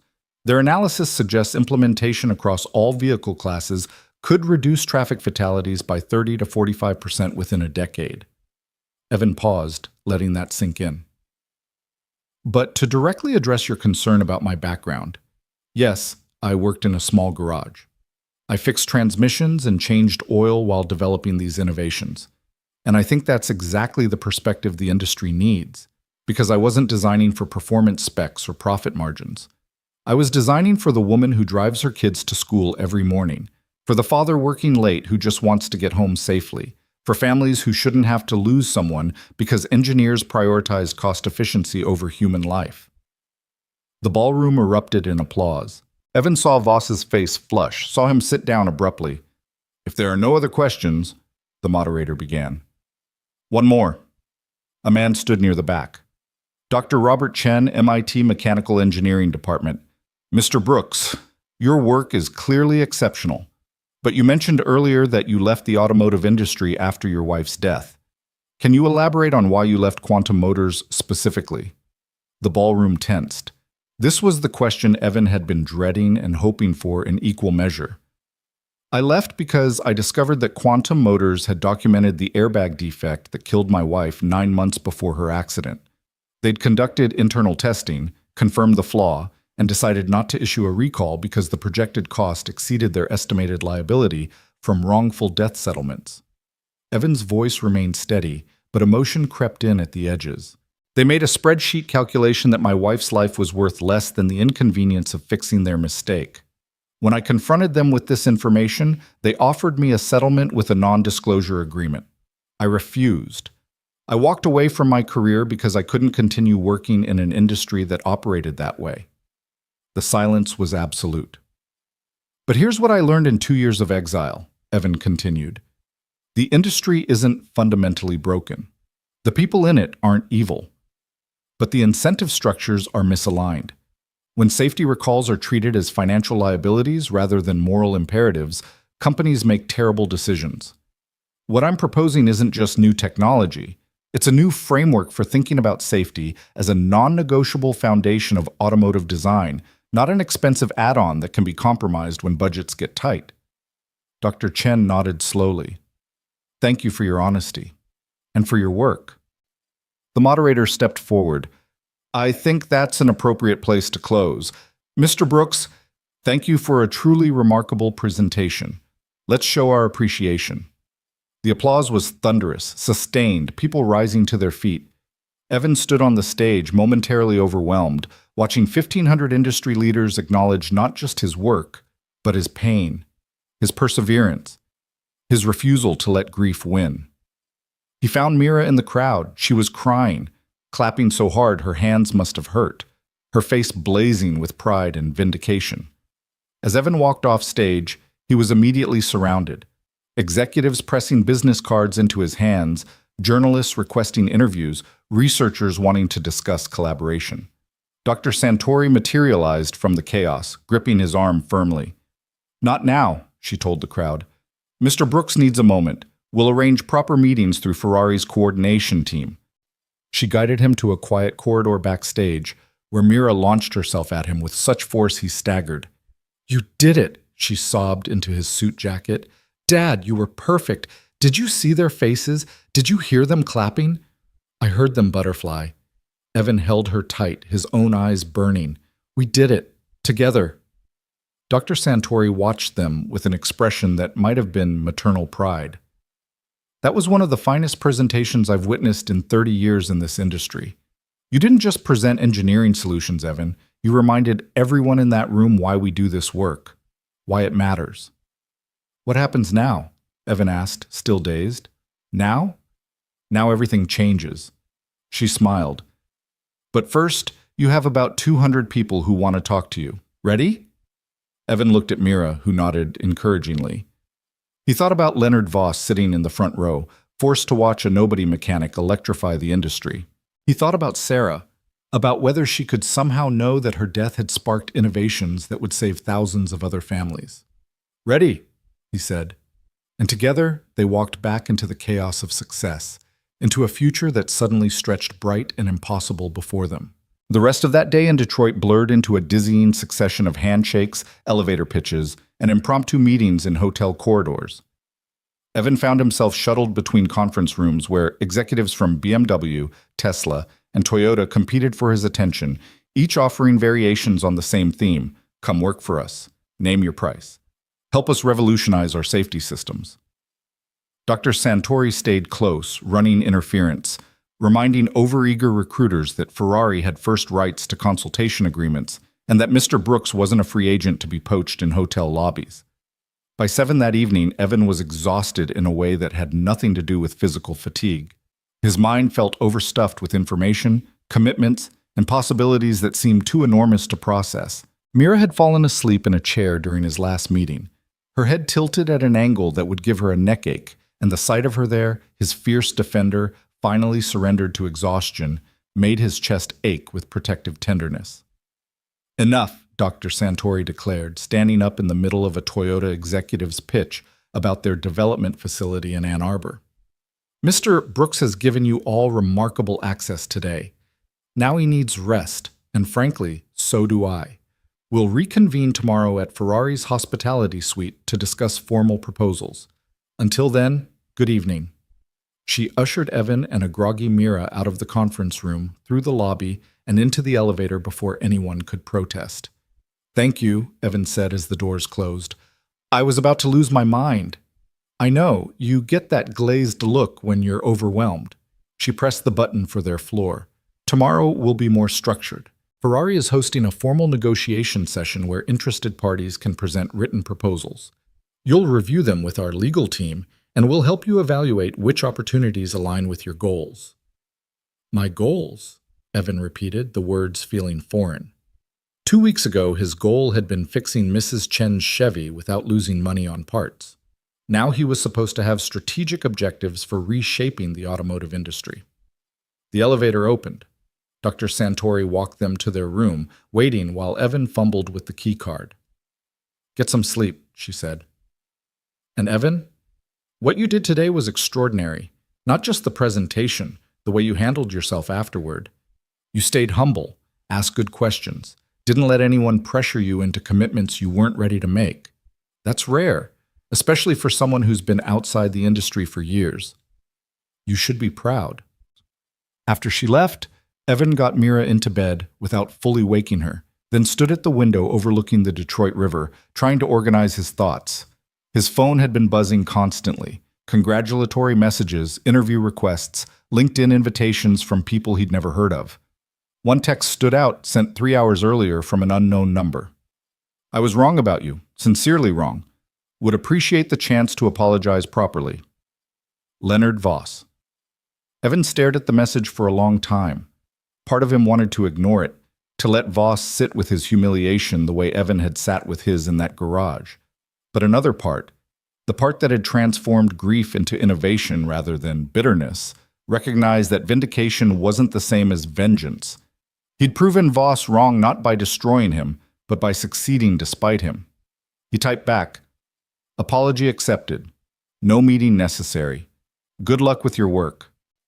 He sent it before he could reconsider, then turned off his phone and went to bed. Sleep came easier than expected, deep and dreamless. And when he woke at 6 the next morning to find Mira already awake and ordering room service breakfast, the previous day felt less like a fever dream and more like the beginning of something real and permanent. Dad, you're trending, Mira announced, showing him her phone. The screen displayed Twitter feeds, LinkedIn posts, automotive blogs, all discussing his presentation. Video clips had been uploaded, most focusing on the moment he'd addressed Leonard Voss's challenge. The comments were overwhelmingly positive, with engineers and safety advocates praising his transparency about Quantum Motors' negligence. Is that good? Evan asked, not entirely sure how he felt about sudden visibility. It's very good. Look at this one. It's from a traffic safety organization. They're calling your integrated safety architecture the most important innovation in automotive safety since the seatbelt. She scrolled enthusiastically. And this article from Motor Trend says Ferrari stock jumped 2% this morning on news of their partnership with you. Evan sat down heavily on the bed. Ferrari stock moved because of me? Because of your work, Mira corrected. Which is the same thing, but also different. You're not just an engineer anymore, Dad. You're proof that innovation can come from anywhere, that the industry's traditional gatekeeping is obsolete. People are excited about that. The formal negotiation session began at 10 a.m. in Ferrari's hospitality suite, a massive conference room that Ferrari had claimed for the duration of the summit. Dr. Santori presided over the meeting with the efficiency of a general directing troops, while Evan sat at the head of a long table flanked by Ferrari's legal counsel and technical advisors. Representatives from 8 major manufacturers took turns presenting proposals, each more ambitious than the last. BMW offered to establish a dedicated safety innovation lab in Munich with Evan as director, annual budget in the 8 figures, staff of 50 engineers. Toyota proposed a joint venture developing his systems for mass-market vehicles, promising implementation across their entire production line within 3 years. Tesla's pitch focused on integration with their autonomous driving platform, arguing that Evan's predictive safety systems were the missing piece in their self-driving architecture. Each presentation came with salary figures that made Evan's head spin. He'd been living on maybe $40,000 a year from the garage, budgeting carefully to keep Mira fed and clothed and the lights on. Now companies were discussing compensation packages in the high 6 figures, stock options, performance bonuses that exceeded his entire lifetime earnings to date. "I need to think about this," Evan said after the last presentation concluded. "These are all incredible opportunities, but I can't make a decision of this magnitude without careful consideration." "Of course," Dr. Santori said smoothly. "We'll give you time to review the written proposals, discuss them with advisors, determine which path aligns best with your vision. But Evan, I do want to say one thing before we adjourn." She stood, commanding the room's attention. "Many of you are treating this as a bidding war for a valuable asset. And yes, Evan's skills and innovations are valuable. But let's not lose sight of what makes his work truly revolutionary. It's not just technical brilliance, it's moral clarity. He didn't develop these systems to advance his career or maximize profit. He developed them because his wife died, and he refused to let that death be meaningless. Any partnership that loses sight of that motivation, that tries to commercialize his work without honoring its origins, will fail, not just contractually, but ethically." The room fell silent. Several executives shifted uncomfortably. "Ferrari is proposing something different," Dr. Santori continued. "We want to fund a research center in Riverside, California, the Evan Brooks Automotive Innovation Center. Evan will serve as director with complete autonomy over research priorities. We'll provide funding, facilities, and staff, but the center will operate independently with a mission focused exclusively on safety innovation for public benefit. Commercial applications will generate revenue, but they'll be licensed broadly rather than held as Ferrari exclusives. We believe this model honors both the work's origin and its potential impact." She turned to Evan. "You'd have the freedom to pursue innovations without corporate pressure, the resources to test and implement them properly, and the institutional support to ensure they actually save lives rather than gathering dust in patent portfolios. You'd also get to stay in Riverside, near the garage where this journey began, with Mira and her school and community. You wouldn't have to uproot your life to continue your work." Evan felt something crack open in his chest. He'd been so focused on evaluating salary figures and equity packages that he hadn't articulated what he actually wanted. But hearing Dr. Santori describe it, he knew immediately she'd understood something the other executives had missed. He didn't want to work for a corporation again, didn't want quarterly reviews and profit expectations and committees deciding which innovations were commercially viable. He wanted to do what he'd been doing in that garage, solving problems that mattered, at his own pace, answerable only to the families his work might protect. "That sounds perfect," he said quietly. "That's exactly what I want." The other executives started talking at once, some protesting, others revising their offers to include similar autonomy. But Dr. Santori raised a hand. "Gentlemen, ladies, I believe Mr. Brooks has made his preference clear. You're welcome to submit revised proposals through our legal team, but please understand that Ferrari isn't just offering money. We're offering partnership that respects the human element of this work." She smiled slightly. Meeting adjourned. Over the next 2 days, while the summit continued around them, Evan worked with Ferrari's legal team to hammer out details, The Innovation Center would be established in a renovated industrial building in Riverside, with construction beginning immediately. Ferrari would provide initial funding of $12 million annually for 5 years, renewable based on research outcomes. Evan would hire his own team, set his own priorities, and retain significant equity in any patents developed. Commercial licensing would be handled through Ferrari's existing channels, but with provisions ensuring broad industry access to safety-critical innovations. "We're basically giving you a blank check to save lives," Marco said during one planning session. "That's not how automotive companies typically operate." "Then maybe it's time the industry learned new ways to operate," Dr. Santori replied. Evan's work proves that the old model, treating safety as a cost center rather than a moral imperative, is both wrong and inefficient. If Ferrari can demonstrate that prioritizing safety actually generates competitive advantage, other manufacturers will follow. We're not just funding research. We're attempting to shift industry culture. Mira sat in on many of these meetings, asking questions that revealed her rapidly developing understanding of business and engineering. She wanted to know about hiring practices, diversity initiatives, educational partnerships with local schools. Several executives looked surprised that a 12-year-old was participating in high-level strategic discussions, but Dr. Santori treated her contributions seriously. "You're thinking about community impact," Dr. Santori said approvingly after Mira suggested partnering with Riverside Community College to create apprenticeship programs. "That's excellent. The Innovation Center shouldn't just be an isolated research facility. It should be an economic engine for the entire region." On their last evening in Detroit, Evan and Mira walked along the riverfront, watching boats navigate the dark water between American and Canadian shores. The summit was winding down, attendees heading to airports, returning to their ordinary lives. But nothing about Evan's life would be ordinary anymore, and he was still processing what that meant.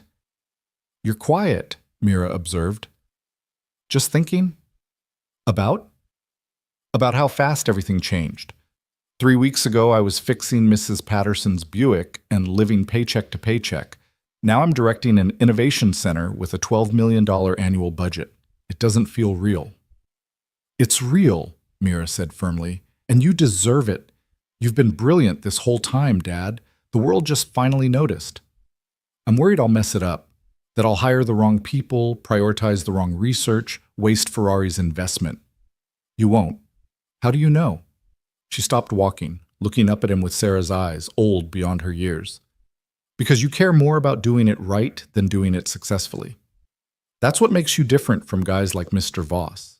He measures success in money and status. You measure it in lives saved. As long as you stay focused on that, you can't mess it up." They resumed walking, and Evan felt some of his anxiety ease. She was right. He needed to trust his instincts, remember why this work mattered, not get lost in the logistics and politics of running a research center. His phone buzzed. A text from Dr. Santori. "Just received final revised proposal from Quantum Motors. They're offering to fund rehabilitation of their corporate reputation by partnering with your center and establishing a whistleblower protection program for engineers who identify safety issues. Thought you should know before you head home tomorrow." Evan stared at the message. Quantum Motors, the company that had killed Sarah, buried the evidence, tried to buy his silence. Now they wanted to partner with him, to rehabilitate their image using his tragedy as a redemption narrative. "What is it?" Mira asked, seeing his expression. He showed her the message. She read it, her face hardening. "Are you going to accept?" "I don't know. Part of me wants to tell them to go to hell. They don't get to profit from Mom's death by pretending to care about safety, now. But another part thinks maybe this is exactly the accountability I wanted. If partnering with my center forces them to implement real whistleblower protections, to take safety seriously, to change their culture, maybe that's worth more than holding a grudge." Mira considered this.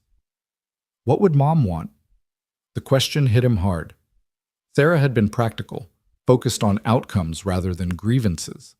She'd always said the best revenge was living well, building something beautiful from tragedy's ruins. "She'd want whatever saves the most lives," Evan said finally.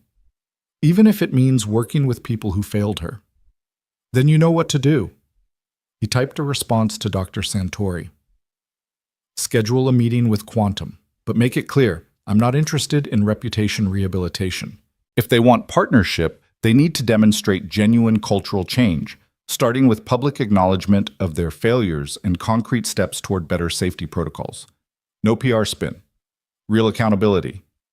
He sent it, feeling both righteous and uncertain. Was he being pragmatic or selling out? Was there a meaningful difference between the two? They flew home to California the next morning. As the plane descended into LAX, Evan looked out the window at the sprawling city below, thinking about how different the return felt from the departure. He'd left as a nobody mechanic with unlikely dreams. He was returning as someone the industry would now take seriously, with resources to actually implement his innovations. A car Ferrari had arranged picked them up at the airport, another surreal detail in a series of surreal days. The driver navigated them back to Riverside, and when they pulled up to the garage, Evan felt a complicated mix of emotions. This place had been his refuge and his prison, the space where he'd rebuilt himself and hidden from the world. "It looks smaller," Mira said, echoing his thoughts. "It does," Evan agreed. "But we'll keep it. It's where everything started. It should stay part of the story." Over the following weeks, Evan's life transformed at dizzying speed. Ferrari's construction team descended on a vacant industrial building 3 blocks from the garage, converting it into a state-of-the-art research facility. Evan worked with Dr. Santori to recruit staff. He wanted a mix of experienced engineers and promising young talent, people who'd been overlooked by traditional hiring practices the way he'd been overlooked. The first person he hired was James Chen from Ferrari's Detroit team, offering him the position of senior systems engineer. James accepted immediately, relocating from Italy with his family. Next came Dr. Patricia Nguyen, a materials scientist who'd been stuck in a dead-end position at a defense contractor despite holding 3 patents in composite safety structures. Then Roberto Sanchez, a recent MIT graduate who'd developed innovative crash prediction algorithms but couldn't find industry backing because he lacked connections. "You're building a team of misfits," Dr. Santori observed during one hiring review. "I'm building a team of people who understand what it means to be dismissed," Evan corrected. "People who will work like they have something to prove, because they do." Universities started reaching out, wanting to establish partnerships. Riverside Community College proposed a joint apprenticeship program. UC Riverside wanted to create a dual-degree program in automotive safety engineering. High schools asked about mentorship opportunities for students interested in STEM careers. "You're becoming an institution," Mira said one evening, watching Evan review partnership proposals at the kitchen table. "That's weird. Tell me about it." "But good weird. The kind where you're changing things instead of just talking about changing things." She was right. The Innovation Center was attracting attention not just for the research it would produce, but for what it represented. Proof that the industry's traditional gatekeeping was unnecessary, that talent and dedication mattered more than credentials and connections. 3 months after Detroit, the Evan Brooks Automotive Innovation Center officially opened. The ribbon-cutting ceremony drew automotive executives, government officials, local community leaders, and press from around the country. Evan stood at the entrance to the pristine facility, all glass and steel and cutting-edge equipment, feeling overwhelmed by how far he'd come from that dusty garage. Dr. Santori gave the keynote speech, talking about Ferrari's commitment to safety innovation and their pride in partnering with someone who embodied the industry's best values. Local officials spoke about economic revitalization and educational opportunities. Then it was Evan's turn. He stood at the podium, looking out at the crowd, and found himself thinking about Sarah, about how she'd never see this moment but was present in every aspect of it. 3 years ago, I lost my wife to a preventable accident, he began, his voice steady. That loss could have destroyed me. Some days it nearly did, but I had a daughter who needed me to keep going, and eventually I realized that the best way to honor Sarah's memory was to ensure other families didn't face the same tragedy. He gestured to the building behind him. This center exists because grief can be transformed into purpose, because personal tragedy can fuel systemic change, and because the automotive industry is finally recognizing that safety isn't an expensive burden, it's our fundamental responsibility. Everything we do here will be guided by one principle. Human life has infinite value, and engineering excellence means protecting that life at every opportunity. The applause was sustained and genuine. After the ceremony, Evan gave tours of the facility, showing off the crash simulation lab, the materials testing wing, the computational modeling stations where James was already running preliminary tests on the next generation of his integrated safety architecture. That evening, after the crowds had dispersed and the excitement had faded, Evan found himself back in the old garage. He'd kept it exactly as it was, a deliberate memorial to where this journey had begun. His workbench still held tools, Mira's old homework assignments still scattered in the office, the same water-stained ceiling tiles overhead. He pulled out Sarah's photograph from the toolbox, studying her laughing face in the dim light. "We did it," he told her softly. "It took 3 years and almost broke me, but we're building something that matters, something that'll save people like you." The photo didn't answer, but Evan felt peace settle over him in a way it hadn't since her death. The grief would always be there, that hollow space in his chest where Sarah used to live, but now it coexisted with purpose, with the knowledge that her loss had sparked innovations that would protect thousands of other families. His phone buzzed. A text from Dr. Santori. "Just received confirmation from NHTSA. They're establishing new federal safety standards based on your integrated architecture principles. Implementation timeline is aggressive. All new vehicles by 2028. Evan, you've changed national policy. Congratulations." Evan read the message 3 times, letting the magnitude sink in. National safety standards. Every new vehicle in America. Millions of cars, millions of families, millions of moments where his systems would work silently in the background to prevent the tragedy that had destroyed his world. Another text arrived, this one from an unknown number. "Saw the news about NHTSA. What you've accomplished is remarkable.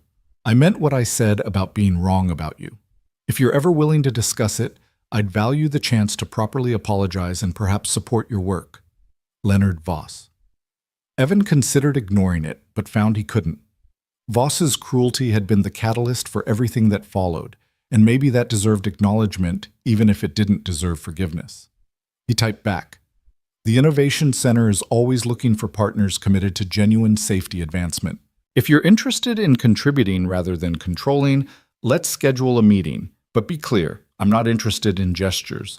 Only substantive support for work that saves lives."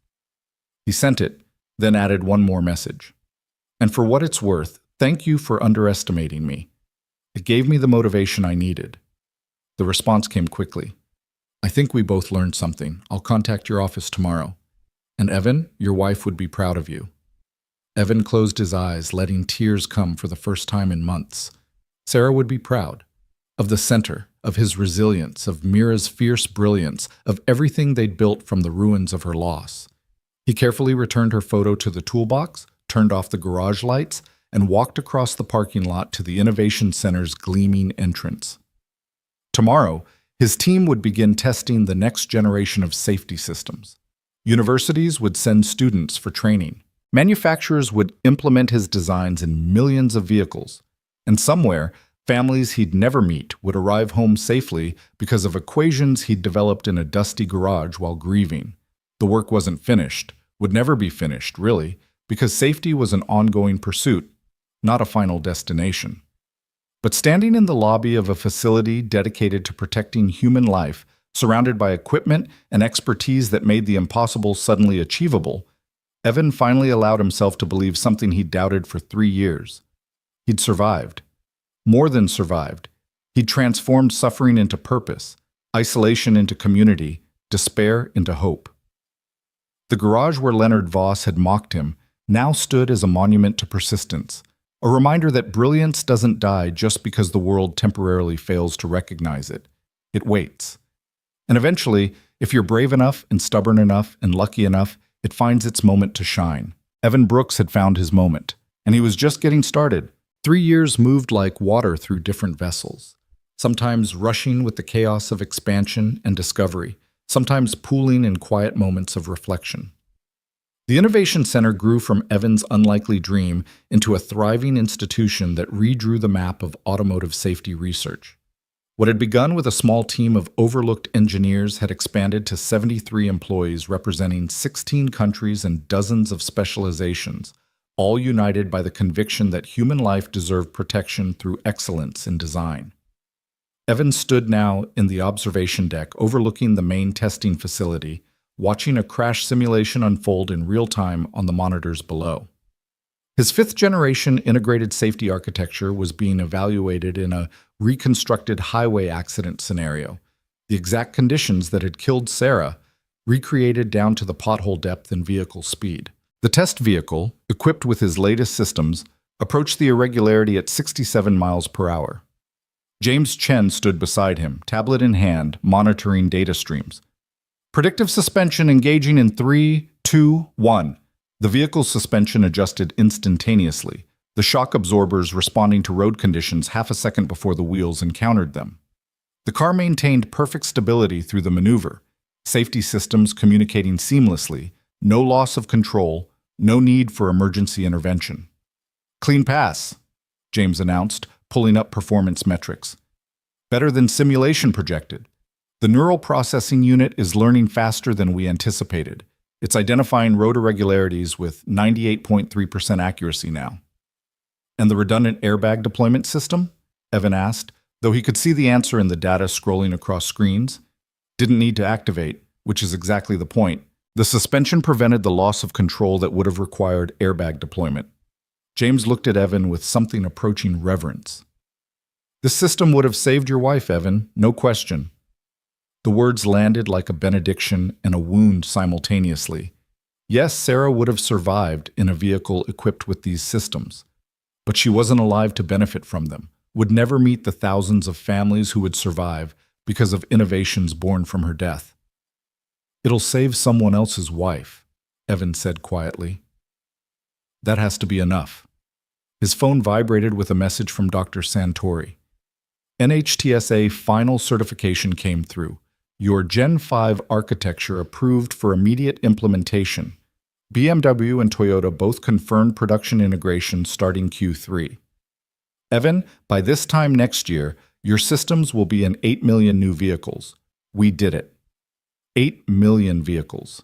Evan tried to comprehend the scale. 8 million families driving safer cars. 8 million sets of children secured by better protection systems. 8 million chances for people to arrive home instead of becoming statistics. The math was almost too large to feel, too abstract to connect to the very personal grief that had sparked everything. Dad? Mira's voice carried from the facility entrance. She was 15 now, taller and more poised than the 12-year-old who'd posted his designs online with desperate hope. She wore a visitor badge and carried a folder marked with MIT's logo. Your 3 o'clock is here. Evan glanced at his schedule. Leonard Voss, Annual Partnership Review. Over the past 3 years, Voss Technologies had become one of the Innovation Center's most reliable funding partners, contributing not just money, but also manufacturing expertise and distribution channels.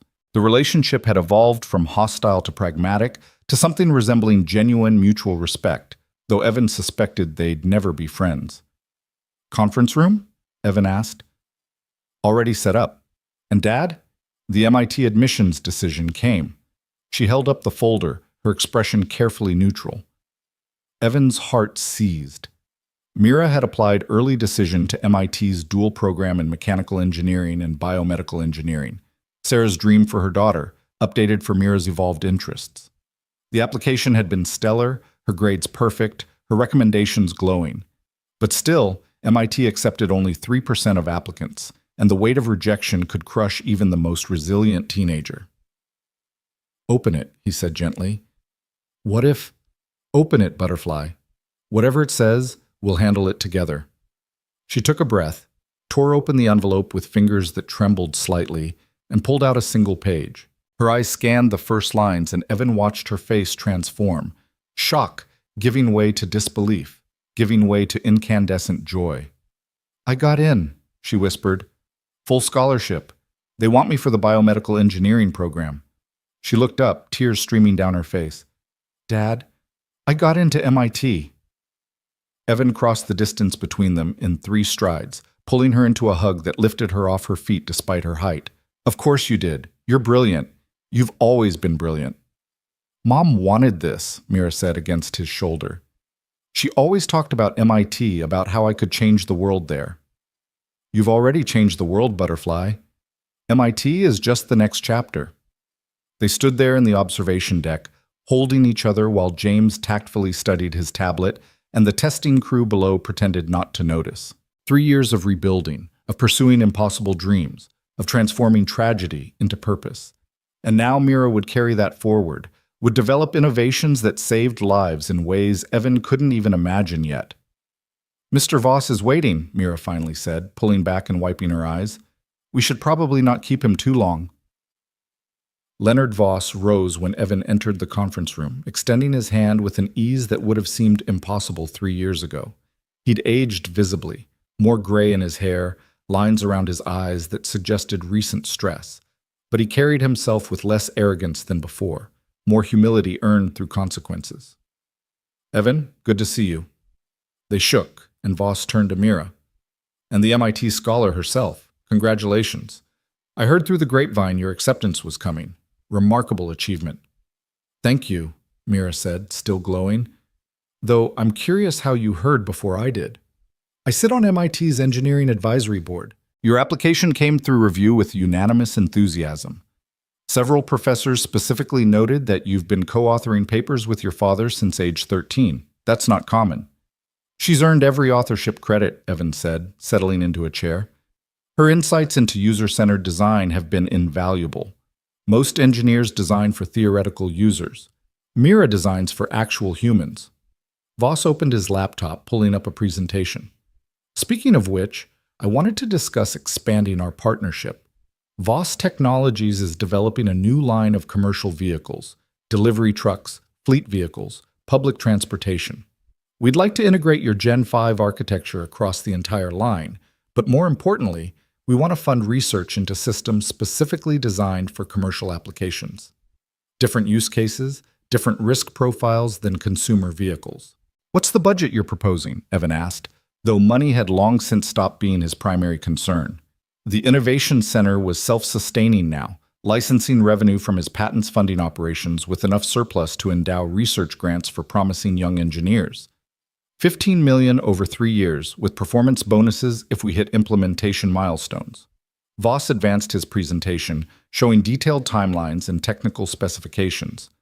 "But I also wanted to propose something more personal. A scholarship fund in Sarah's name, the Sarah Brooks Memorial Scholarship for Safety Innovation. Full ride for 5 students annually, specifically targeting candidates from non-traditional backgrounds who've faced significant adversity." Evan felt his throat tighten. "Why?" "Because 3 years ago, I was the kind of person who measured worth by credentials and judged competence by appearance.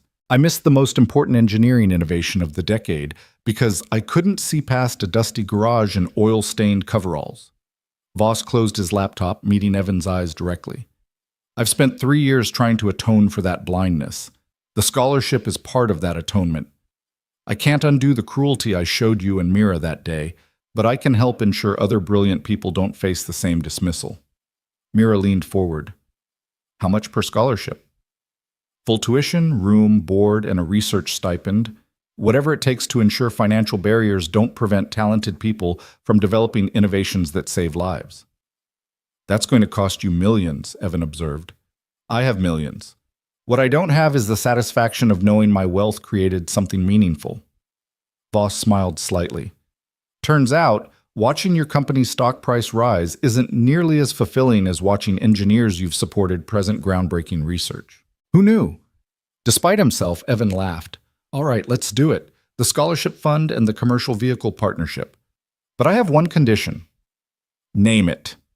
"You personally mentor 1 scholarship recipient each year. Not just write checks. Actually invest time, share your business expertise, help them navigate the industry. If you're serious about atonement, prove it with effort, not just money." Voss extended his hand. "Deal. Though I should warn you, I'm not naturally gifted at mentorship. I'm told I can be somewhat intimidating." "You'll learn," Mira said cheerfully. "Dad was terrible at public speaking 3 years ago, and now he presents to thousands of people without breaking a sweat. Growth is possible for everyone." After Voss left, Evan sat in the conference room reviewing the partnership documents. But his mind kept drifting to larger questions. The Innovation Center was thriving, His systems were being implemented globally. Mira was headed to MIT. Every tangible measure suggested complete success. So why did he sometimes wake at 3 a.m. feeling like something essential was still missing? Dr. Santori had been visiting more frequently over the past 6 months, ostensibly to oversee Ferrari's ongoing involvement, but increasingly for reasons that seemed more personal than professional. She'd started staying for dinners, asking about Mira's college preparations, sharing stories about her own daughter who was completing a graduate program in physics at Cambridge. The conversations had evolved from purely technical to genuinely intimate, and Evan found himself looking forward to her visits with an anticipation that had nothing to do with business. She arrived that evening for what was scheduled as a quarterly review, but felt more like a social visit. Evan had cooked, nothing fancy, just pasta and salad, but prepared with care in the small house he'd bought near the Innovation Center, a modest upgrade from the apartment above the garage. Mira joined them for dinner before disappearing to her room, claiming homework, but more likely giving them privacy with teenage subtlety. She got into MIT, Evan said, pouring wine. Full scholarship, biomedical engineering program. I know, I wrote one of her recommendation letters, remember? Camilla, she'd asked him to use her first name months ago, though he still defaulted to Dr. Santori in professional settings, smiled over her glass. She's extraordinary, Evan, just like her father. She's better than me. Smarter, braver, more confident at 15 than I was at 30. She had an excellent teacher. Camilla set down her wine, her expression turning serious. But she's also had to grow up watching her father sacrifice everything for work that mattered. That shapes a person, gives them perspective most teenagers never develop. You think I've sacrificed too much? I think you've been so focused on honoring Sarah's memory that you've forgotten you're allowed to build a future too. She reached across the table, her hand covering his. It's been 3 years, Evan. The Innovation Center is established. Your work is changing the industry. Mira is thriving. At some point, you need to ask yourself what you want beyond professional success. Her hand on his felt electric, significant, like a door opening onto possibilities he'd deliberately kept closed. Since Sarah's death, romance had seemed like a betrayal, a replacement rather than a continuation. But Camilla wasn't trying to replace anyone. She was offering something different, partnership with someone who understood his work, respected his grief, and saw him clearly without either pedestal or pity. I don't know if I'm ready, he admitted. I'm not asking for ready. I'm asking if you're willing to consider that maybe, eventually, there could be space in your life for something other than work and parenting. No pressure, no timeline, just possibility. Evan thought about Sarah, about what she would say if she could see him now. She'd been pragmatic about death, had once told him after a friend's cancer diagnosis that if anything happened to her, she wanted him to find happiness again. Life's too short for performative grief, she'd said. If I die young, promise me you'll live fully. Fall in love again. Give Mira a family beyond just you. Don't turn my death into an excuse to stop living. At the time, the conversation had felt abstract, impossible to imagine.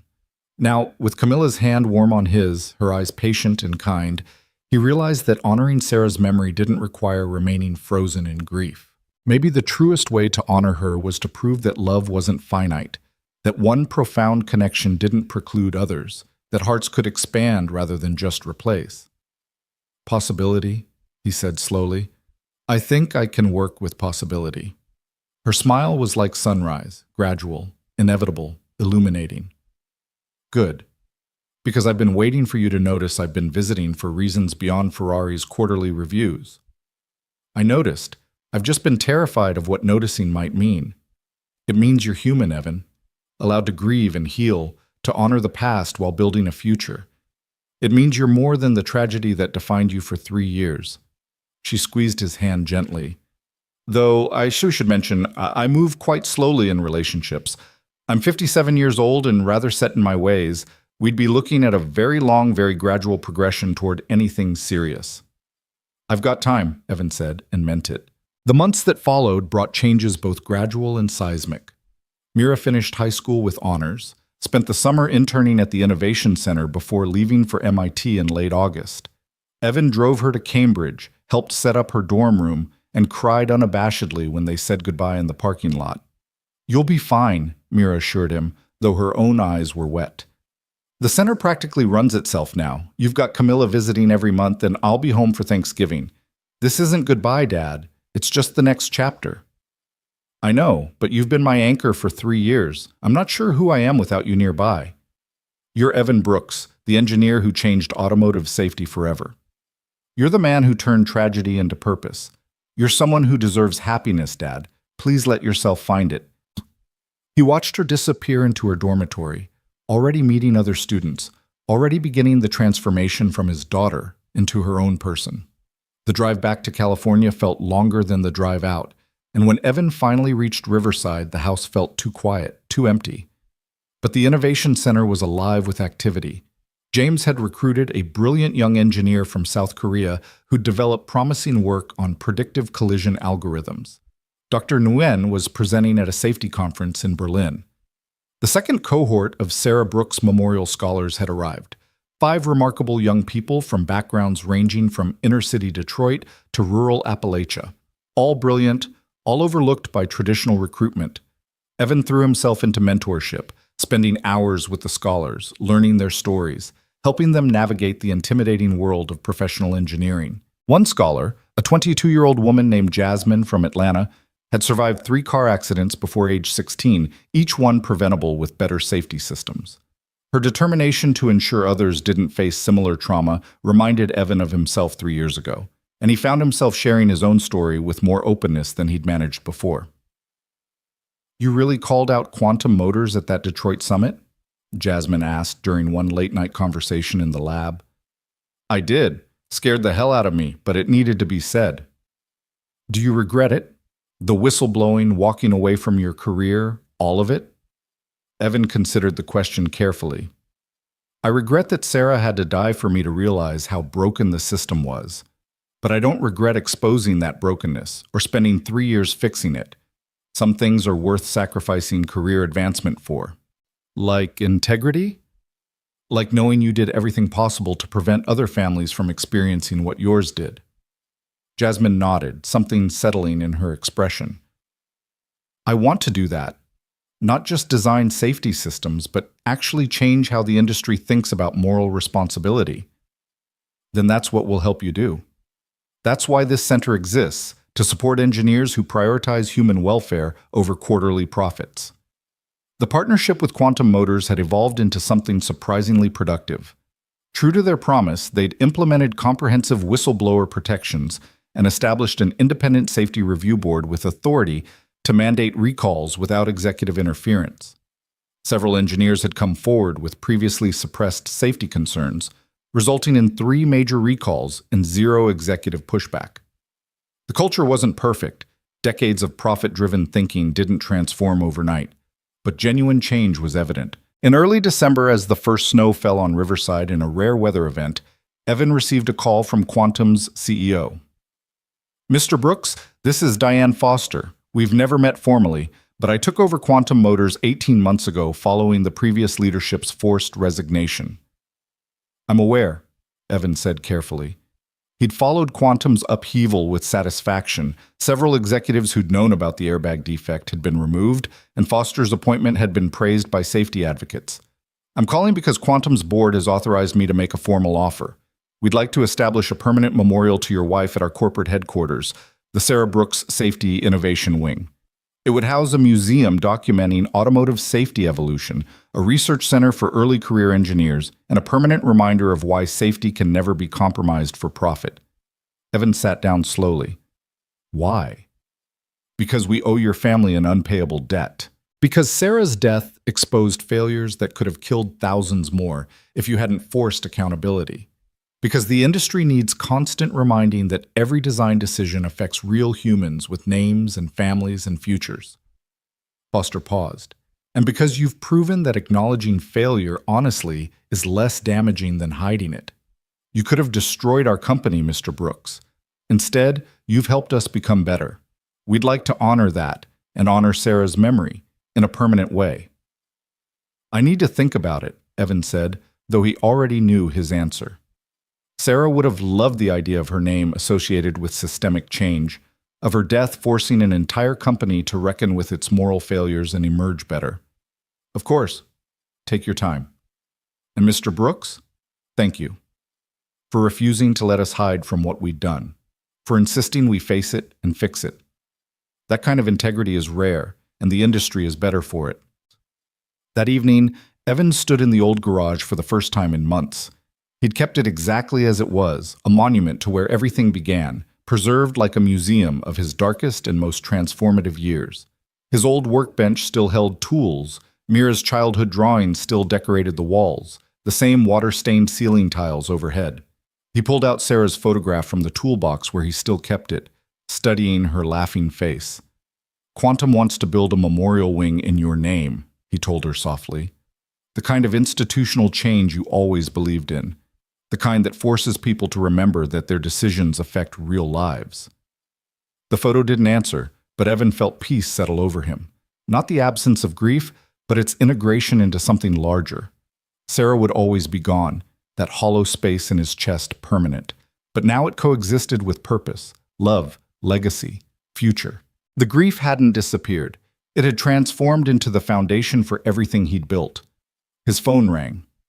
Camilla, calling from Milan where Ferrari was hosting a year-end gala. "How's Riverside?" she asked, her voice warm across the distance. "Quiet.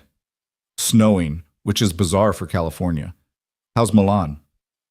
"Ostentatious and exhausting. I keep making excuses to leave the gala early and work on next year's research budget. Which reminds me, Ferrari's board has approved expanding our funding to the Innovation Center, $20 million annually for the next 5 years, with provisions for performance bonuses." "Camilla, that's incredible." "It's deserved. Your work is saving lives, Evan. Real, quantifiable, documented lives. We've started collecting stories, people who survived accidents that would have been fatal without your systems. There are over 300 documented cases already, and those are just the ones we know about. 300 people. 300 families still intact because of innovations he'd developed in a dusty garage while grieving. The number was staggering, insufficient, miraculous. "I wish Sarah could know," he said quietly. "I think she does. However that works, energy, memory, legacy, I think she knows what you built from her death, and I think she's proud of you."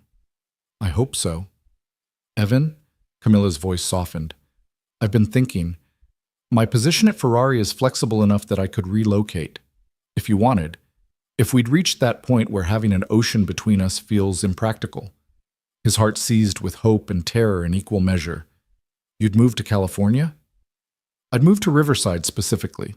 To be closer to the work, to the center, to you, and eventually to Mira when she's home from MIT. I'm not suggesting we rush into anything, but I am suggesting we stop pretending this is just a professional relationship with occasional personal elements. It's the reverse, Evan, and I'm ready to acknowledge that openly if you are." Evan looked at Sarah's photograph, at her frozen smile, her captured joy from a birthday party 7 years gone. She'd made him promise to live fully, to not use her death as an excuse for stagnation. This was living fully, allowing himself to love again without erasing or replacing what he'd had before. "Yes," he said. "Yes, I'm ready for that." "Good. Then expect me in Riverside by February. I'll find a place near the center, and we'll figure out what this looks like together. Slowly, carefully, but together." After they hung up, Evan sat in the quiet garage holding Sarah's photograph, feeling the full weight and wonder of transformation. 3 years ago, he'd been a broken man in a dying garage, mocked and dismissed, buried in grief so profound he could barely function. Now he directed an innovation center changing global safety standards, mentored scholars developing the next generation of life-saving systems, and was opening his heart to love again with someone who understood both his work and his wounds. Dreams didn't die, he realized. They waited. They evolved. They transformed into forms you couldn't have anticipated but somehow recognized as exactly what you needed. He carefully returned Sarah's photo to the toolbox, turned off the garage lights one final time, and walked across the parking lot to the Innovation Center's gleaming entrance. Tomorrow, his team would continue developing systems that protected millions. Quantum would break ground on Sarah's memorial wing. Camilla would start planning her relocation. Mira would return for winter break with stories about MIT and dreams about medical devices that would save lives in ways automotive engineering couldn't touch. The work would continue, the way all meaningful work continues, built brick by brick, innovation by innovation, life saved by life saved. Evan Brooks had started this journey in humiliation and grief, had been called a nobody mechanic with fantasy drawings. He was ending it as someone who'd proven that brilliance could emerge from anywhere, that tragedy could fuel transformation, that one person's refusal to accept preventable death as inevitable could change an entire industry. Standing in the lobby of the center bearing his name, surrounded by equipment and expertise that made the impossible suddenly achievable, Evan finally allowed himself to feel what he'd been afraid to feel for 3 years. Not just pride in what he'd built, but genuine excitement for what came next. The future stretched before him, no longer dark with grief but bright with possibility. And for the first time since Sarah's death, he was ready to step into it without guilt or hesitation. He'd survived the worst thing that could happen to a person. He'd transformed that survival into purpose. He'd proven that love wasn't finite, that hearts could expand, that life after tragedy could be meaningful and full and even joyful. And somewhere, in whatever way the universe kept accounts, Evan believed Sarah knew, believed she saw the innovation center, the lives saved, the daughter thriving at MIT, the man he'd become by refusing to let grief win completely, believed she approved of Camilla, of his gradual healing, of his willingness to find happiness again. Dreams don't die, Evan thought, looking at the memorial plaque near the entrance that read, "In memory of Sarah Brooks, whose loss sparked innovation that protects millions." They wait for courage to resurrect them, for stubbornness to sustain them, for love to transform them into something even more beautiful than the original vision. He'd waited. He'd been stubborn. He'd loved fiercely enough to turn tragedy into legacy. And now, finally, he was ready to live the future his work had earned, not as penance for surviving when Sarah didn't, but as celebration of everything she'd taught him about resilience, about purpose, about the fierce determination required to turn broken things into something that could fly. The caterpillar's dissolution was complete. The butterfly had emerged, and the sky waited, vast and impossible and full of light.